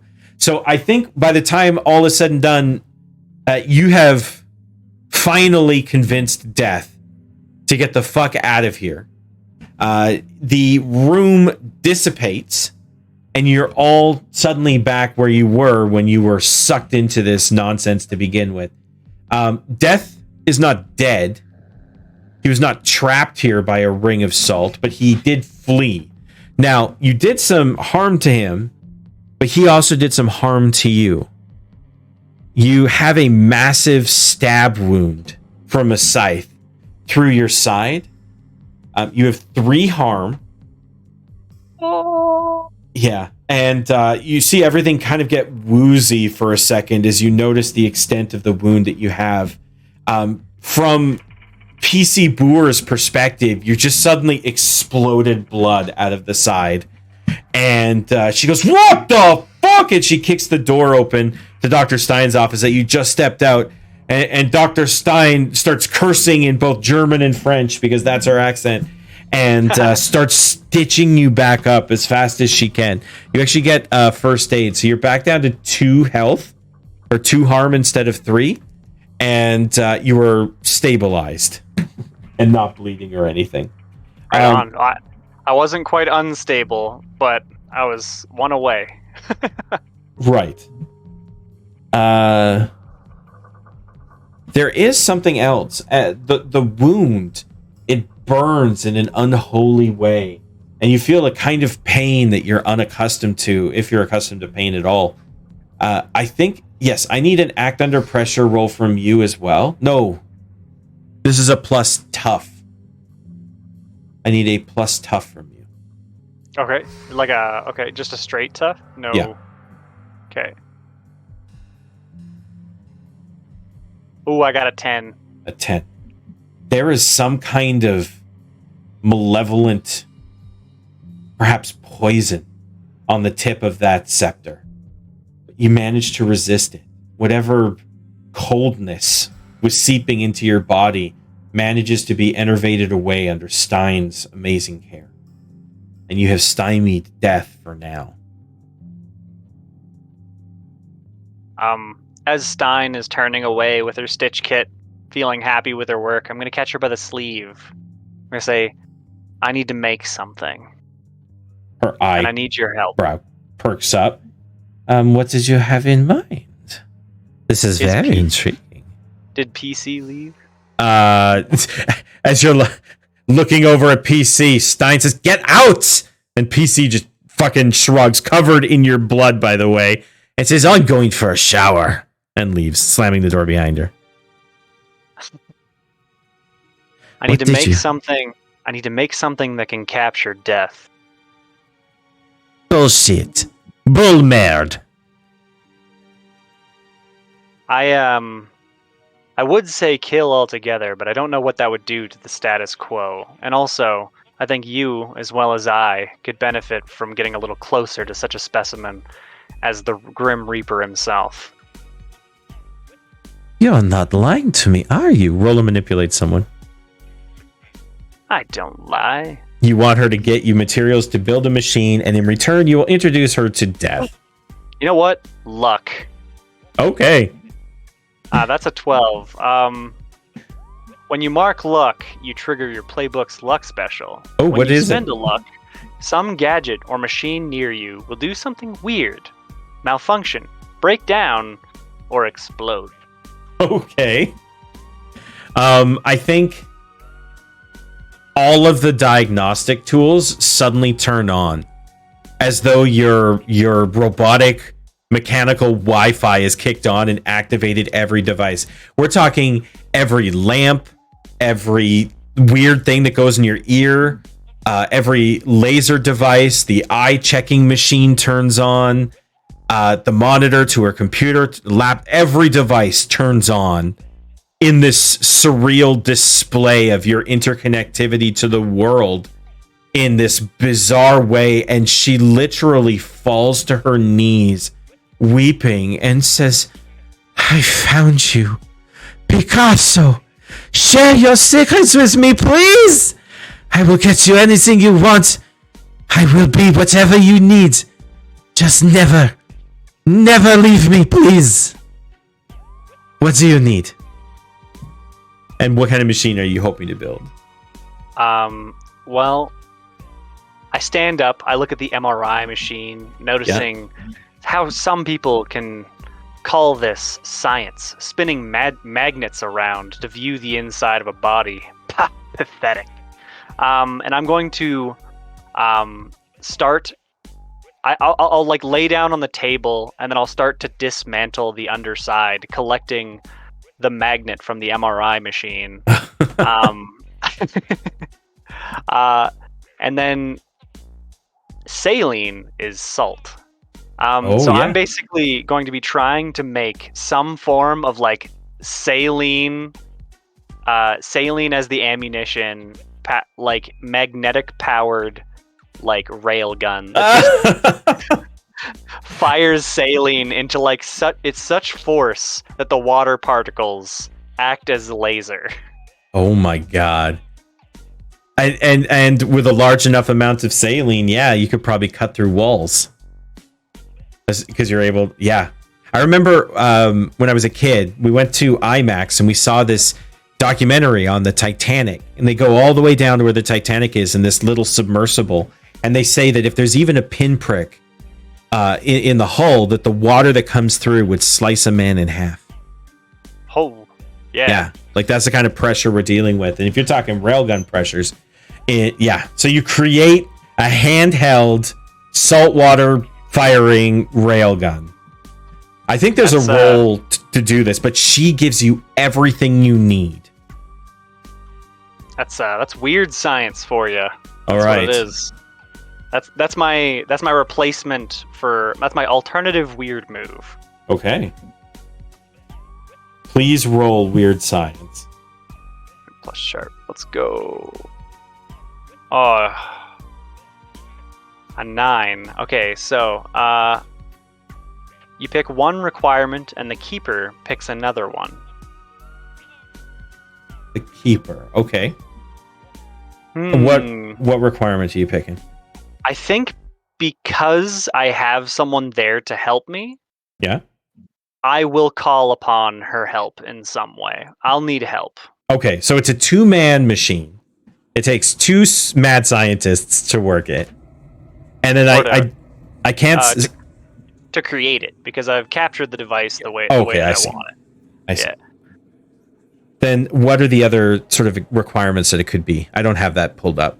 Oh, okay. I will post the other ones. It needs a rare and or weird material. Okay. It won't be very reliable. It requires a huge amount of power or fuel. It will take a long time to get working, and it won't work exactly as you intended. Okay. See, in my mind, I was thinking it's not mobile. You have to lure death here and trick him into standing in it in order to, weaken him with this attack or douse him with wait. What are you trying to do? Cut him in half or subdue him? I was thinking, because he's already claimed to be immortal, that even if I was to laser him into an inch of what he would think is death, I'd be able to capture him somehow from that state. Like it would weaken him. You want to injure him enough that he can't go. And this would definitely do it. Okay. So long as I understand the plan. You know what? I think it just takes a bit of time to charge up. Actually, I really like the idea that it also takes 2 people to fire it, but that's not one of the options, eh? We could make it one of those if that's the then requirement. Then Stein can come with you. Nice. Cool, right on. So it takes 2 people to fire it. So this thing's large then. I'm getting the impression that it's quite a large machine. So I can't exactly carry it around the prison with me. Are we going with it takes 2 people to fire it and I have to lure death here? Or is it like it just takes 2 people? Just 2 people to build it, 2 people to fire it. And so you can go to wherever death is. But I mean, you saw it before. If death pulls you into his realm, he pretty much controls what happens there. Unless you manage to trick him with salt. Do you think he's going to put salt in his next prison room? Probably not. So finding some way of luring him here would be appropriate. Okay. And did you get all your investigative mysteries when you did one? Because I thought I cut one of you off, and I was like, damn, I got to remember to tell them they didn't use all their stuff. I think you traded one of my questions for a similar question. Okay. So that would have been my last one. All right. But now I need to get to Tobias, because I'm sure Tobias would know if there's perhaps a prisoner dying soon. Stein says, 472. Don't you worry. Don't worry. Don't worry. She picks up the phone. Beep, beep, beep, beep, beep. And she says, bring me 893 immediately. It's important. Do it now! And clangs up the phone. And I think within 10 minutes, prisoner 893, also known as Tobias, walks through the door with a confused-looking older guard, and she just slams the door in the face of the older guard and says, "Go away!" There were some things that I wanted to do while they were doing this. Yeah, that's fine. Tell me what you would like, and we can say that happens beforehand. Well, first thing before anything is everything we were holding went over to that place when we went. So my question is, was everything we were holding when we got back from it still with us? You have a gun in your pocket. Okay, good, because first thing I definitely do is hide Keister that gun. That gun. All the way up. First thing I definitely do is hide that gun. Okay. And I guess there would be two things that I would want to do. Number one is get those eye contacts from the guy from the FBI. Oh, yes. So he's not here yet. That was unfortunately, a few minutes ago. But I think that I was thinking they would probably have whatever I was requesting was probably more that does make inside of sense. my observational vehicle that would be close by. So it's basically they just send a guy there, then go over here. You know what? I think that's absolutely fair. You get approached by a guard, and he says, "Hey, you got a visitor. Come along now. Why are you walking funny?" Thank you. Just got a big dick. It walks. Sure. I will say, that there is a pat down on your way back through to make sure that whoever's on the outside didn't slip you anything, which he is also going to be doing. And so you will be pat down on your way back. Now, that's okay. This is what act under pressure rules are all about. But so yeah, gonna go into there, have the briefest of meetings where sweaty lawyer type, bald on top. Yeah. And he holds his hand out shakily, and he's like, pleasure to meet you, Agent Tobias. And you can see how he's palming the contacts for you. Shakes his hand. Pleasure to meet you too. So takes the contacts. So can you start fake crying, put my hands to my eyes and slide the contacts in stealthily? Can you get me out of here? And cry. Yeah. The case of the contact smells like poopy. They did basically he keistered it. Basically hiding the fact that I'm putting on the contacts by openly weeping. Sure. Oh, did you want him to weep too? He begins weeping. Oh, sir, it's horrible what they've done to you. These subhuman Canadians. Just awful. Take me back to the land of guns and freedom.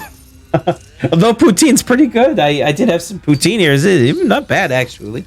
They have one good thing. Maple syrup's good too. They have two good things.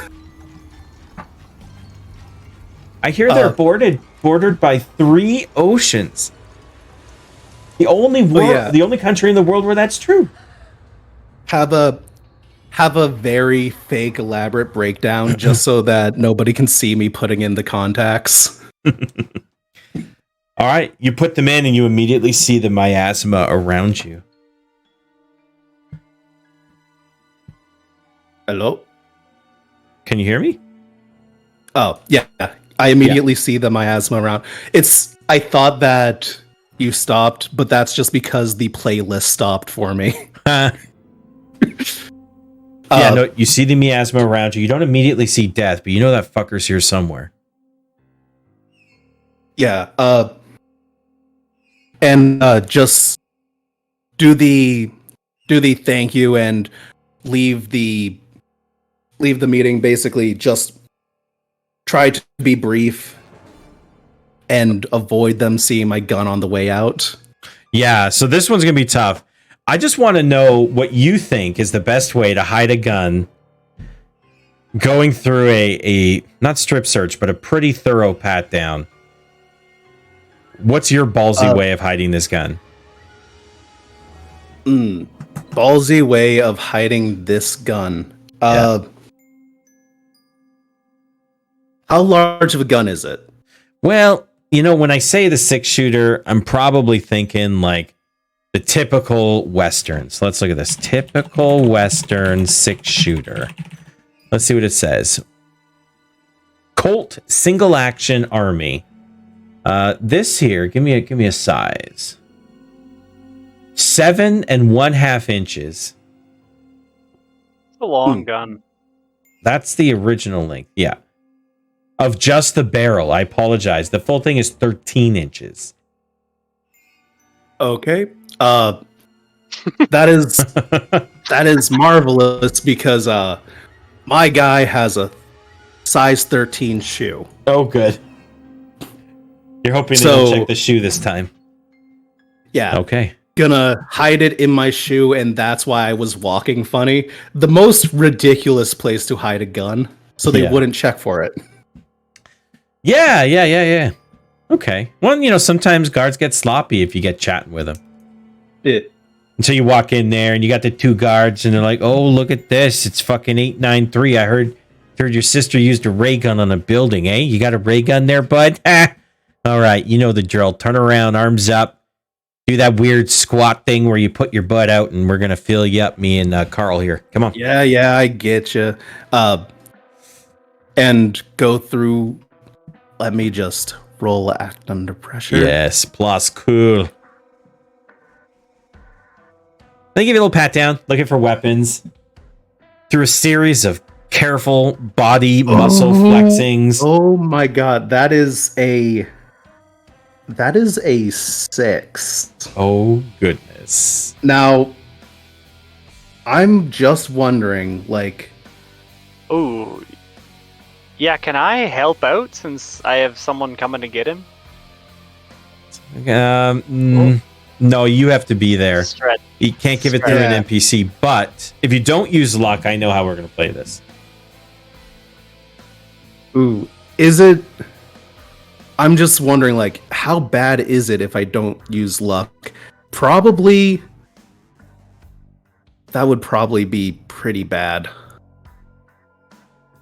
Yeah, that could be very bad. I'm gonna use my luck. Okay.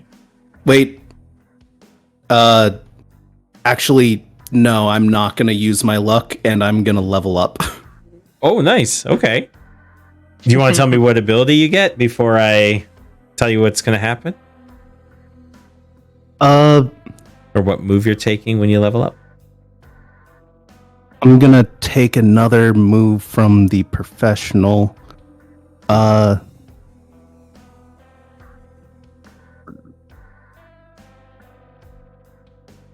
And I'm gonna take the move when you... there's 2 ones. There's No Man Left Behind. Help someone escape. Roll.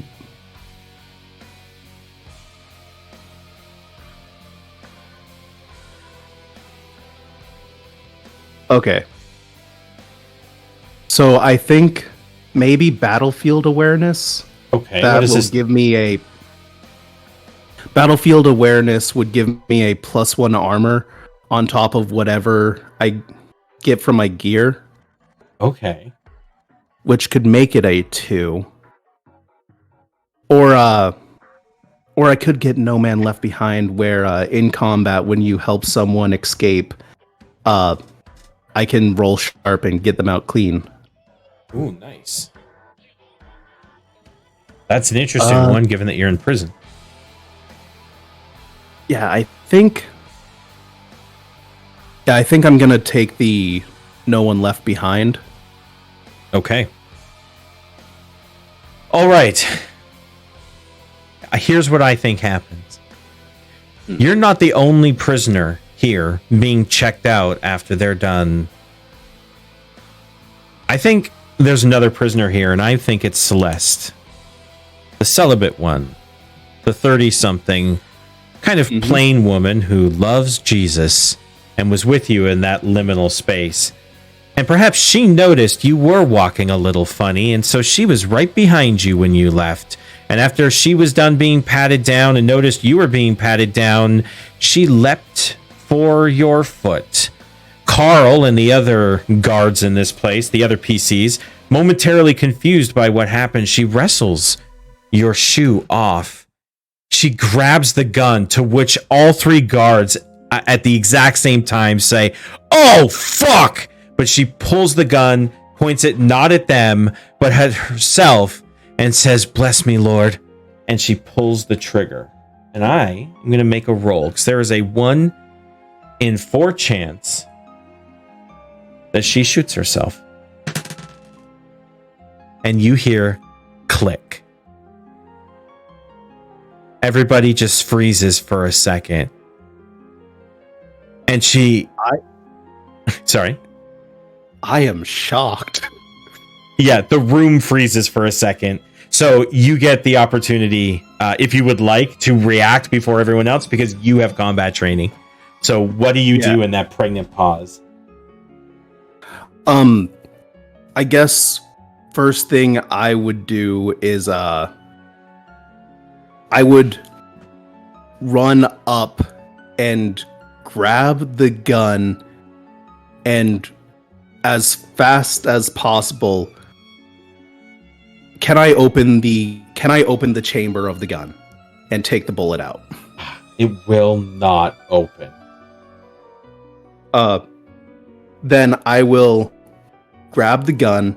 Yeah. Grab the gal and run forward into the rest of the prison. Okay.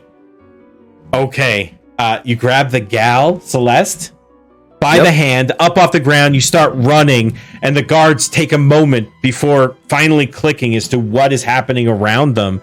And you make it to the end of the hall and through one door before you hear bwamp, bwamp, and the lockdown begins. However, you are already in the hallway. I think, there's probably a guard who was just looking at you as you came around the corner and said, without yet clocking that you're doing something you shouldn't be, says, 893 saved me the walk. You're coming with, hey, what's going on? And everything goes into lockdown. You've got the other guy at the far end of the hallway, which is really close to where you need to be anyway. You can get to your sister in the med anyway from where you are. So you're not cut off from her, but the prison is in lockdown now. And you have this guy in front of you. What do you do? I would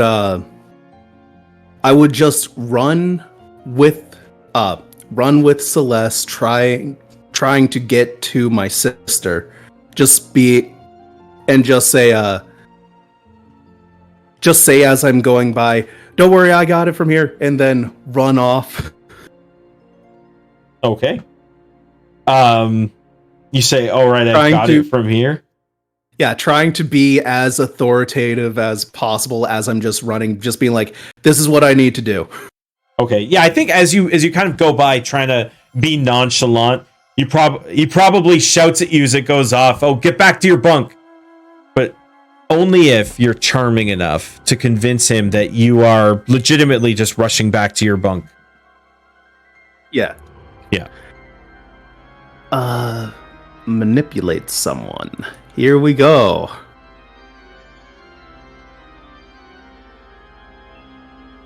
That's a 6.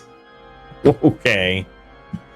I think, unlike the previous one, this one needs to go through. Okay. Then I think that's a luck. Behind the guard, coming around a corner, are both Bobby and Darren, the other two guys. along with a Dane, who is the sporty one, and I want to. they jump at you. They start running towards you to grab the gun. I want to read the hell out of a bad situation. All right, and you know what? I think maybe Envy can hear this, but I've got to take a 5. I got to go use the washroom. Okay. Okay, we'll be right back.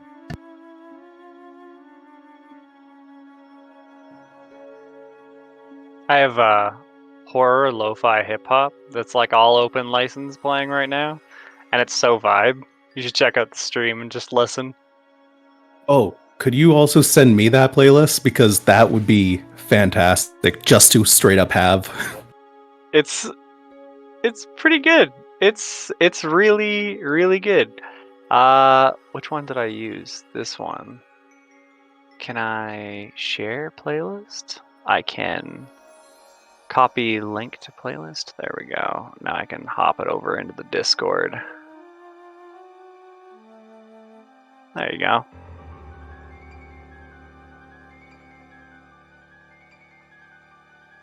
Before it was like really cool. It was basically like just tempo down like horror game soundtracks. And it was alright. Until like Doom happened. It happened at an appropriate time because we were like fighting death and shit. But like, it was weird. You going to bed? Love you. Sleep good.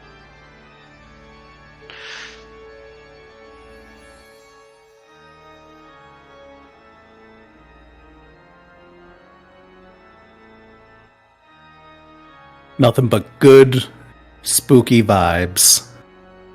I actually have no idea if it's even coming through on the stream. I'll have to check out my VOD later. The volume of the stream for me is fairly low, but that might just be... Yeah, like the volume of everything coming out of the stream on my end was fairly low. Oh yeah? My voice feels really high. I'm like redlining pretty often. I might turn that down just a little bit. I like to just tickle the yellow and then have everybody else just under the green.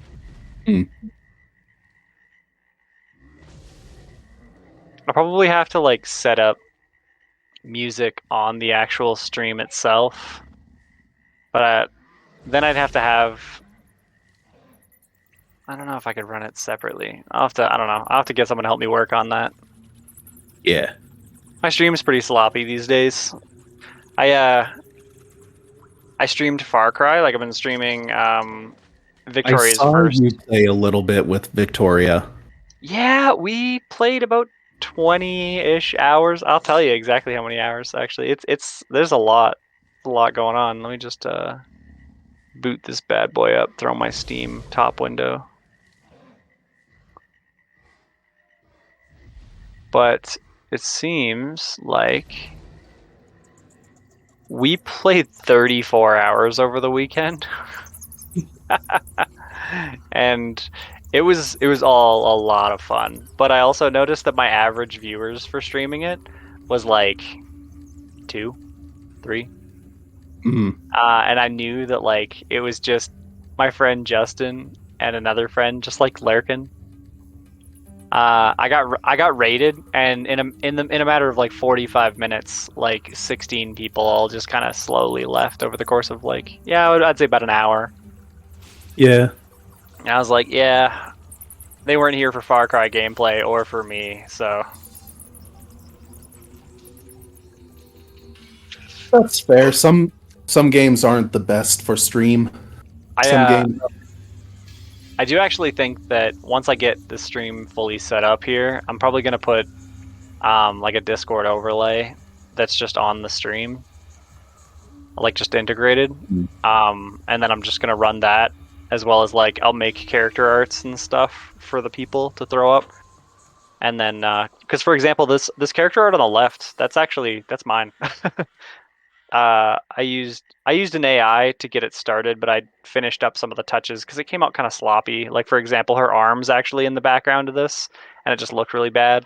And so I just messed with the backdrop because it was pretty easy to replicate blurry dots. That sword was a lot higher, so I brought it down and I like fixed some of the hair and stuff. Okay. But yeah, no, it was like almost perfect. Cool. I would be worried in the future about making character arts for like everybody. But I doubt that Sparrow Chan at DeviantArt is gonna come after me for using her. Especially since you didn't do the scummy thing of removing the Sparrow Chan at DeviantArt.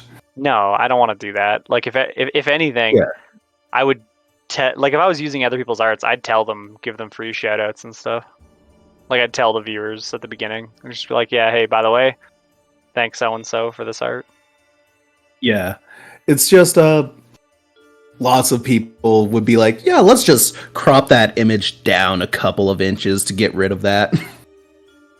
Yeah, I thought about it at first just to avoid any issues, but then I was like, that's worse. Yeah.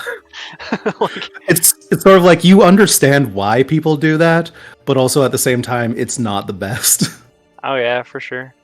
Your character, I feel like would be really easy for like I could probably get ChatGPT to come up with like a DALL-E for that image. Probably just sketch an image of it. It would be very simple. Yeah, no, absolutely. And then you could even sign it and stuff. But D&D, I feel like D&D streams, I typically get like a pretty good view count on it. Today, I feel like it's slow. But that's because I feel like I broke my schedule there for like a week. I just kind of stopped gaming, so I wasn't streaming. That's the thing with stuff like online content. It doesn't matter how often you do it, as long as you do it consistently. Yeah, Like, I've noticed that. You could be the type of person who streams once a week, but as long as you're streaming consistently once a week, you would still get those people coming back. Yeah, absolutely. I've been straight up just taking notes. Every time I say Tobias opens up a sketchbook, I've been just taking notes in that notebook. Nice. So like when Mike finally, we were just about to talk about you. I was gonna say like when Mike actually does ask you, but what's in the notebook, you can just read point form everything you've written down. Yeah, that's fucking cool. He's saying he's actually taking notes in his sketchbook. Uh-oh. I better keep track. He has a notebook. That's so cool. And he works for the FBI, so that's everything that's in that notebook is completely what's the word? It's admissible in court. Yeah. Oh, wow. That's pretty cool. A legal record. When I was working high profile, I had one case where someone got hit with a hammer, and they're just like, PSG Seeley, did he take notes of the incident? And it was used as evidence to convict the guy. That's crazy. Yeah, no, it's cool. Wow. Wow. All right. I think we're gonna wrap this up quick. I'm going to try to be done for 10. So let's go quick. Yeah. So first off, reading the hell out of that bad situation. All right, push sharp it, baby. Whoops. Clicked the wrong thing.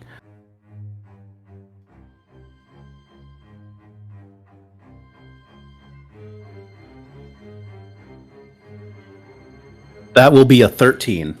Okay. So you can hold 3. What's my best way in? What's my best way out?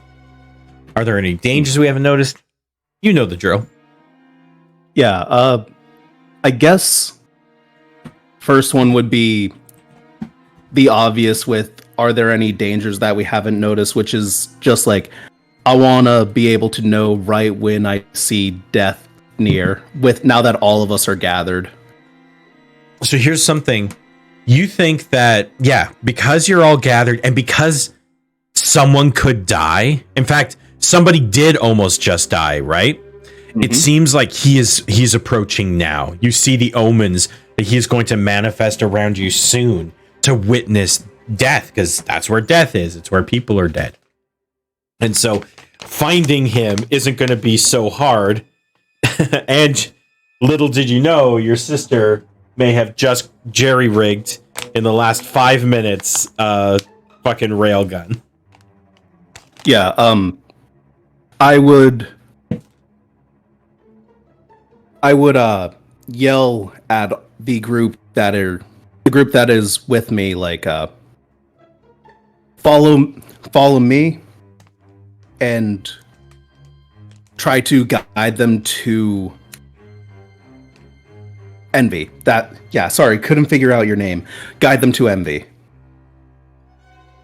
They're because I know clamoring at that you, trying to Envy's at wrestle the gun away from you. So you want to convince them that you know something they don't? Basically, I'm just trying to. If they're trying to clamor at me, then that's perfect because that means they are following me, and I'm just gonna go to the doctor, all right, the scientist. So you got Adane, Bobby, Celeste, and Darren all clamoring you, plus a guard. So that is definitely an act under pressure, as they are all diving at you at this point to try and take this gun away from you.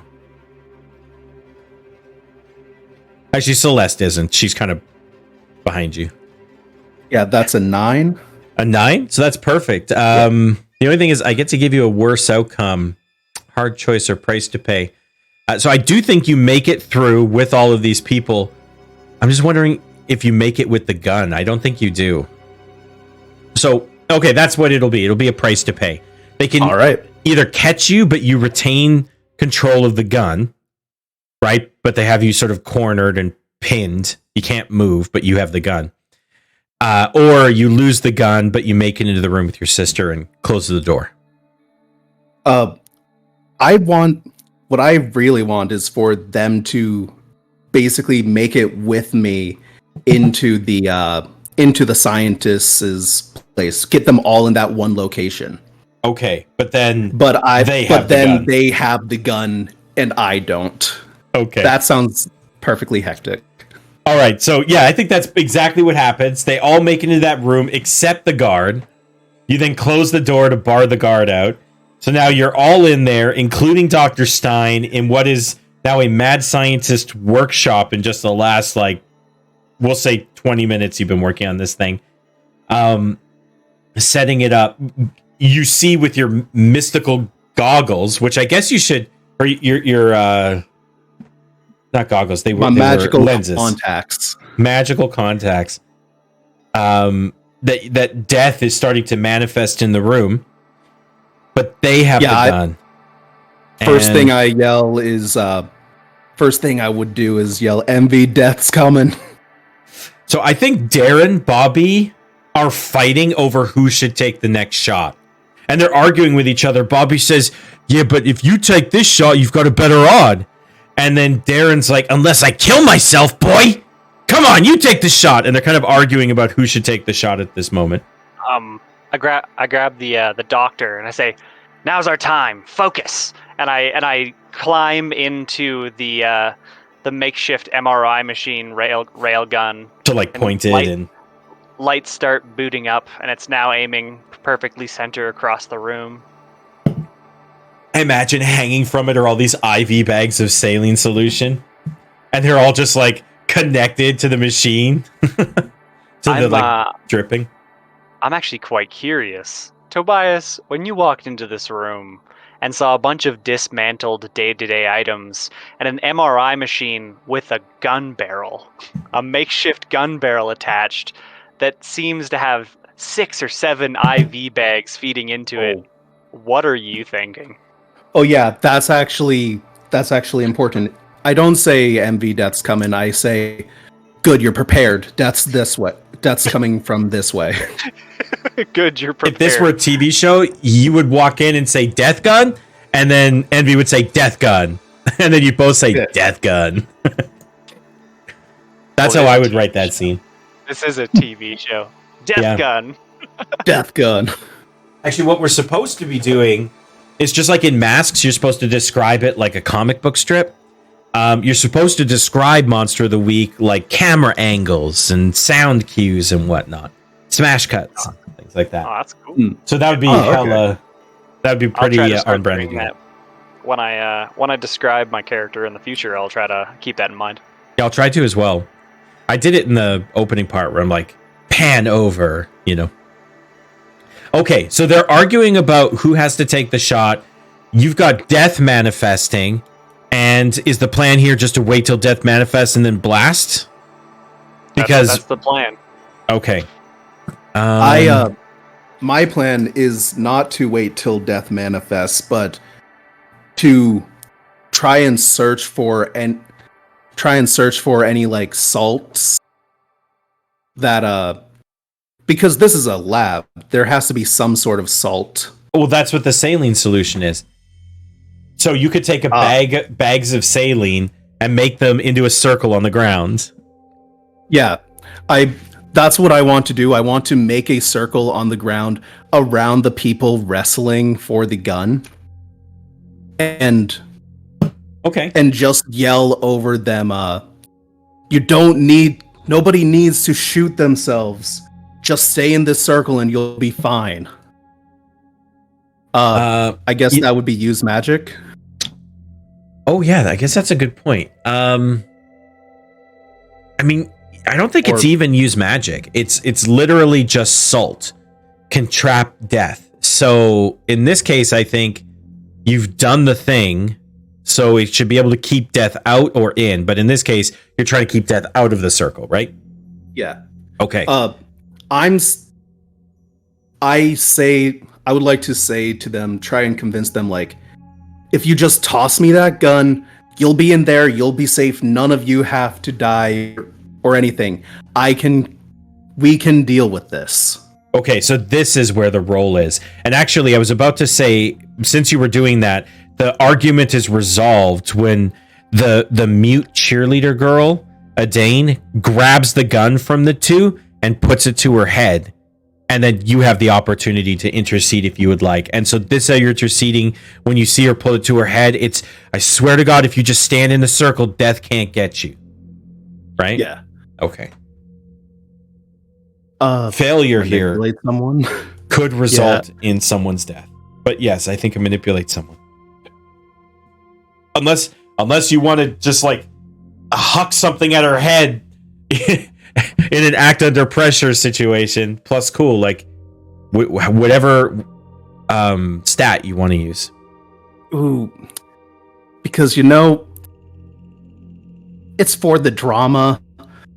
I could just chuck it, but that's not dramatic. You don't think so? I mean, there's nothing keeping them in the circle because it's just salt. This is to get the gun and keep them in there. Sure. Okay, that's fair. I don't want to be batting them off while dealing with death. Oh, but she also looks like she's ready to take a shot. So 7. That's 7. Okay, just so barely. They'll do it, but only if you do something for them right now to show that you mean it. If you ask too much, they'll tell you what, if anything, it would take for them to do it. And Bobby and Darren, they look at themselves, they look at Adane, and they look at you, and they say, yeah, okay, if she takes the shot. And I say directly to her, don't listen to them. You don't need to do that. You don't need to do anything. Death cannot touch you in there. Adane speaks. Something that's very uncommon for her to do, and she says the winner gets to beat death. Don't you see? I want to win. The winner does not get to be death. The winner gets to be trapped in unending torment. That thing over there is desperately trying to escape. You're not winning anything. Okay, I feel like I didn't do this right. And then I would like to okay. I would like to try and just jump her. Okay, I can yeah, see, you know what, let's do that. I can see in my argument that I feel like I can see in my argument that it's not going quite through, and I can see her fingers start to twitch. Yeah, I and think what she just says lunge. is, maybe that's what I deserve. And you're like, oh, I see that determination in her eyes. There's actually like a facial expression that FBI or whatever are trained to recognize, to know when like someone's about to go mass shooter. Yeah. Yeah. All right. So yeah, you see that, you jump in there and you go to just, I don't know, knock the gun out of her hand by throwing something or by leaping or whatever. But you're strong and fast, and I'm sure you can make it happen. So why don't you give me an act under pressure plus cool? that is a 6. Oh my god. And I am gonna let that 6 happen. Blam. Let me roll. Sorry, I shouldn't have said blam. I didn't roll yet. There is a 1 in 3 chance there is a bullet here. But I will tell you this. Whether or not that bullet goes, the very moment that decision was locked in to pull that trigger, behind her, like a fucking goddamn angel of death, you see death is manifested directly behind her. Like a shadow on the wall, just larger than life, looming over her, waiting for the moment her life to end. Here we go. I'm rolling a d6. On a 1 or 2, she's kaput. Click. What do you do, Envy?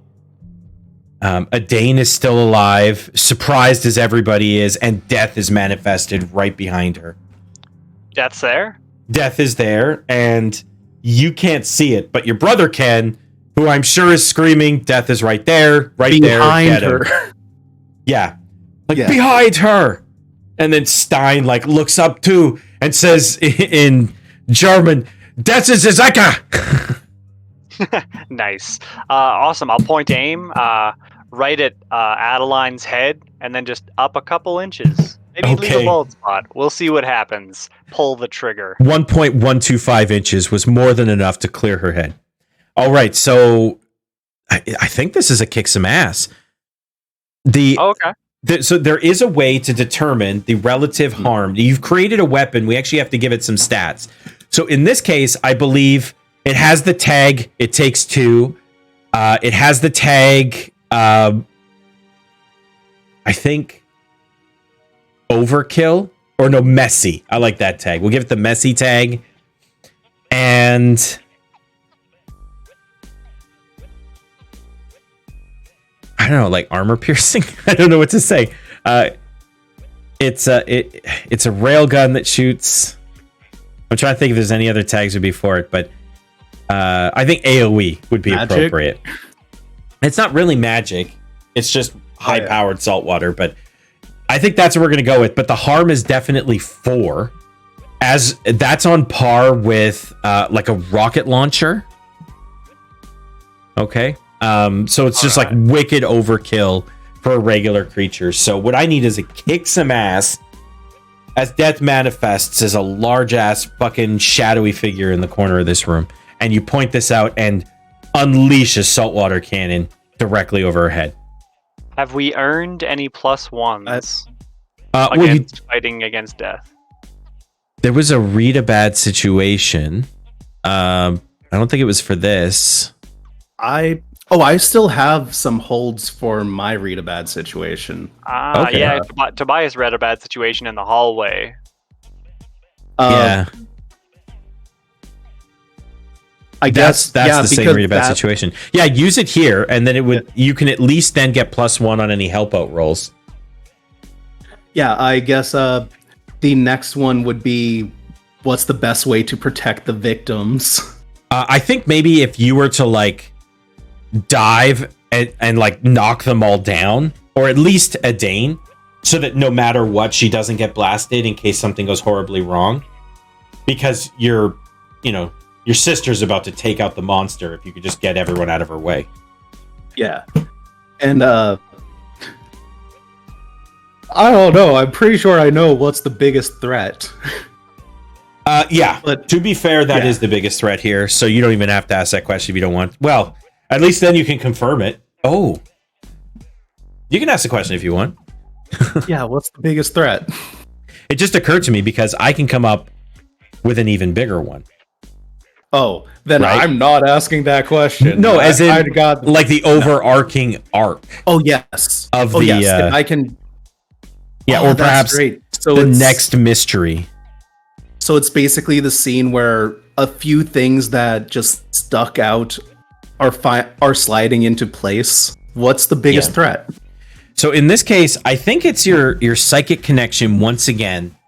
You're sensitive to psychic impressions, and you suddenly get the peel of something else. It's distant, off in the horizon, and it says it's the sound of a voice, a creepy child British voice, reciting poetry in like a creepy way, and it says, "The man standing o'er my head, fingers in minds, thoughts in me, oblivion is his, all hail his."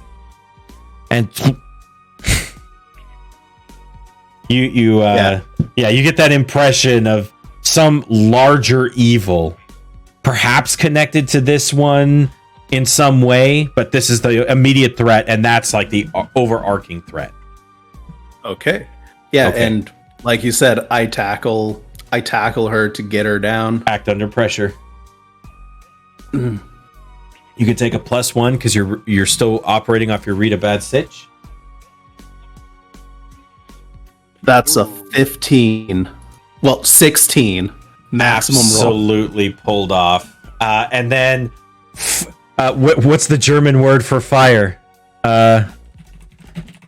Get? Fire!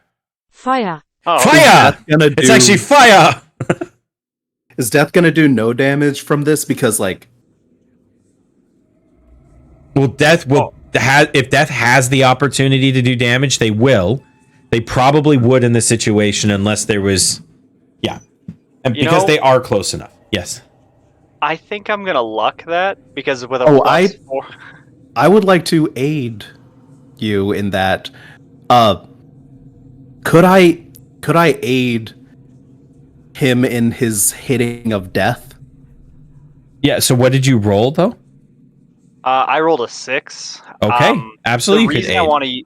the reason I wanted to luck though is because Yeah. then I can make it deal additional damage.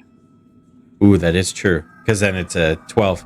It's up to you. If you don't, then at least your brother can still help you. I would. It would be I think I'd. What's that? It would be impossible for me to roll a 6 because it would be a +4, right? Yeah. No, you never get more than +3 on a roll. Ah, You can never get higher than +3. So, Oh. okay.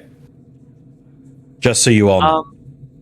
I still think I'd like to luck, simply because I want to do gruesome damage. Okay. Hmm.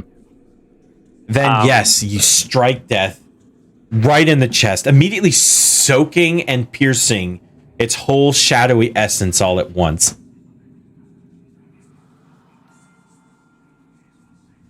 You do extra damage. So you did 1 harm before. Well, 2 because it was weak to it. It was. I think you said it was a 4 harm weapon. It is. So you do 5 harm. Yeah.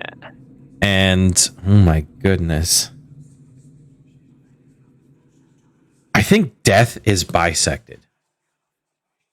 Just kind of up, and it kind of curves up to the top right before the machine goes and just sort of stops for a second. And the power goes, and the whole place just kind of browns out. And in the kind of blinking, kind of thrumming on off red emergency light that doesn't have enough energy to stay on full time, so it kind of just goes on and off in like 2-second increments, you can see Death seeping, shadowy Death, like energy, like it were blood, kind of wheezing on the ground, and looks up at you. I think, looks up at you, Envy, and says, "How did you know? How did you know that I was to be the last to die?" You Um, shall inherit my curse. I don't know if you could hear that, but they said curse. we heard it. And So the- yeah. as he's like fading into shadowy nothingness, I sit up on the MRI bed and I say, first rule of going to prison, always be the smartest person in the room. The Can I yeah. can I grab Envy real quick while Death is dying Yeah. and try to shove Envy into this salt circle? Oh, to like avoid the curse from manifesting? Yeah. I'm not sure if that would do anything. You know what? I like this. I think it's definitely an act under pressure. So give me a plus cool quickly. 15. I think that'll do it. I think you do more than that. You smash onto her body or with your hands, your big hands, you just break the saline packets over her just by like crushing them with your hands and popping them and just like douse her in salt water to cover her from this. And as Death says, my curse, you see the tendrils trying to latch on, trying to like go into her mouth, her eyes, her nose, her ears, just to seep into her very essence. And it can't, it recoils and hisses back. Oh, geez, what does it even do after that? Bobby and Darren, they look at each other in utter fucking disbelief. And I think they lock eyes and they jump towards the gun that Adane was holding when you tackled her. And they are in full-on fisticuff fights to see who can capture this shadowy curse by, I guess, not dying. If either of you'd like to do anything, let me know. If not, it's just this stoic wrestling match that you're watching while two men... Envy, shoot the gun. Shoot the gun. Okay. Like, Envy go into the wrestling match for the gun? No, shoot the gun with your saline thing. Oh, you'd have to charge that back up. It was like a one and done. Oh yeah, it has a refractory period. It's also like when I spend a luck, some gadget or machine near you will do something weird, malfunction, break down, or explode. Oh, hold on. Yeah. We didn't do that for this luck. I'm really uncomfortable. Hold on. We have to do something with that luck then. It might have effect here. Machines operate. So the power is off after the shot, but then I think all the electrical turns on again. Just like before, all of the equipment activates, but the lights turn on as well. And they turn on so brightly, you're surging them with power, that it actually diminishes Death. It blinds the two men who are fighting for the gun. And yeah, you can reach in and pick up that gun. You can see Death. So you're covered in saline at this time. You get up, you hold the gun, and you can see Death's tendrils are in the gun, touching the gun, but not you, just the gun. And it looks as though, save appropriate individual to enter, it is flowing back into the gun. Okay, so we're... Yeah. Actually, I think that's exactly what happens. Is the smoke entirely goes back into the gun, and then you hear, ah. And you think Death is somehow bound to this gun. I look at Tobias and I'd be like, this is This is now a very nuclear device and probably should be hidden. Yes, that is why we are going to bust out of this prison. We did everything that we needed to, and we're gonna lock that away in my car. Doctor, we gotta get out of here. Come with me. And with things in lockdown, she actually takes you to a hidden panel, which leads to a lockdown shelter. So whenever there's an actual lockdown or like a riot, they hide in these shelters. They're like little bunkers inside the prison, waiting for, the police to come in and save them. And some of them actually have passages which take them outside of the prison, as this one does. She uses her biometric scan, powered by the residual energy that you're giving off, by the way, Envy, and activates this doorway, taking you out of the prison, off of prison grounds, and making for your surveillance van. It smash cuts to us. Smash cuts to the gun in a black container inscribed with runes and interlaced with technological wires, as the lid gets put on top of it and it gets shoved into the back of my van next to a fairy and like a chupacabra inside of a cage. You got to put it inside of a 5-gallon pail of salt water too.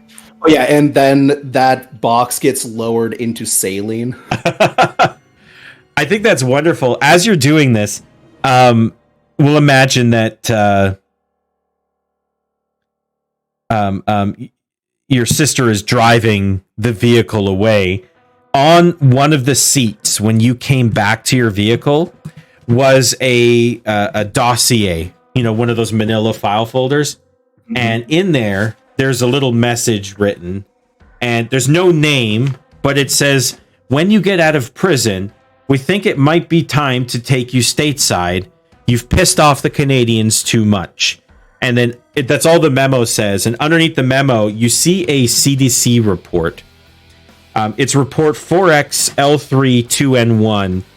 And it just says at the top, sleeping crisis. Subjects lack any ability to sleep. Sedation ineffective. First afflicted. Has been awake 14 consecutive nights. Then vanished. Right? It's some kind of CDC report. These are doctor or scientist notes. Down below it says 12 others suffered sleeplessness, disappeared. Most recent disappearance, 11-year-old Alston, self-proclaimed poet. And then underneath that, you see the words written, and I think Stein might be reading this out loud as you're listening, dealing with that gun in the back there, Tobias. And she says, the man stand o'er my head, fingers in mine's, thoughts in me, oblivion is his, all is his. That's the same poem that you heard in your psychic emanation earlier. And it is a just clue. Wonderful. I'm fucking psychic. So you make your way for the border, and I think that's where we will end the session. Oh, by the way, it says Chicago, Illinois on there. Mm. So we're going to Chicago. So we're going I guess we'll have to call the hospital and tell Smith to meet us in Chicago. She's like, yeah, great. After my 16 months of physiotherapy, my 4 surgeries. Is Stein coming with us? She's in the van with you, and she says, I meant what I said. Wherever you go, I will go. And she kind of hunches over a little Igor-like. Right. Perfect, because I added her as an ally and teams. Perfect. And the caption that I had given her, which it felt appropriate, was Dr. Stein, the French-German prison doctor, swore an oath to do whatever I say. She calls me her Picasso and seems to revere me as some sort of scientific marvel. And I gave her the tag subordinate. I like that. So end of session XP. Unless you had more you say on that. I didn't mean to interrupt. No, I'm good. Going to the States. I was gonna go to the States, but I forget why. In game? Yeah, my character says this to Tobias, which is a nod to our other game where the original Envy is currently somewhere in Iowa? Yeah. Okay. I like that. I didn't know there's an actual Envy, or like the real sister is being played. Yeah, the real Envy is being played in a different game. I have it so that everything that's happening here is canon to my world as well. Oh, that's cool. All right, then let's do the end of session XP because I went 15 minutes longer than I was supposed to. Did we conclude the current mystery? We sure as heck did. Yes, we did. Did we save someone from certain death, or worse, you ensured nobody died despite their best efforts to try and kill themselves? Yeah. Or at least survive, but did we learn something new and important about the world? I think we did. Yeah. I think we learned that. Yeah, sorry. The physical manifestation of death is now bound within a gun. Yeah, and what does that mean? We're not entirely sure what it means because people can still definitely die. But I don't know, like we also just straight up learned that you can prevent curses if you're submerged in saline. At least from a ghost. At least from a ghost. You can prevent ghost curses if you're submerged in saline. Seems to follow the same rules. The next adventure, the next mystery, by the way, is called The Enigma. And that's where you're going to in Chicago. Also, did we learn something new and important about one of the hunters? Did we? I think maybe about Tobias. What did we learn about Tobias? I mean, I guess the fact that in those, and also about Envy, like in those types of situations, Envy will be all for the, yes, we're going to play Russian roulette until one of us dies, and Tobias is staunchly, nobody dies ever. Okay, I like that. Perfect. And did we learn something new and important about the world? Yes. So you each get 2 experience. Right on. I level up, and I'm left with 1 experience. Wonderful. Oh, and you know my luck special is when you spend luck, your next mission from the agency comes with lots of red tape. Lots. Okay, I'll try and remember that. Yeah. This was a very fun game. This was yeah, good. I'm glad you guys liked it. By the way, I highly recommend the playlist that I linked. It was exceptionally appropriate to this scenario. Yeah. I actually, because I couldn't get it to work for some reason on my Spotify, I ended up listening to a completely different playlist that was also pretty fucking awesome. Yeah? It was that's wrong. Almost posted the other thing. It was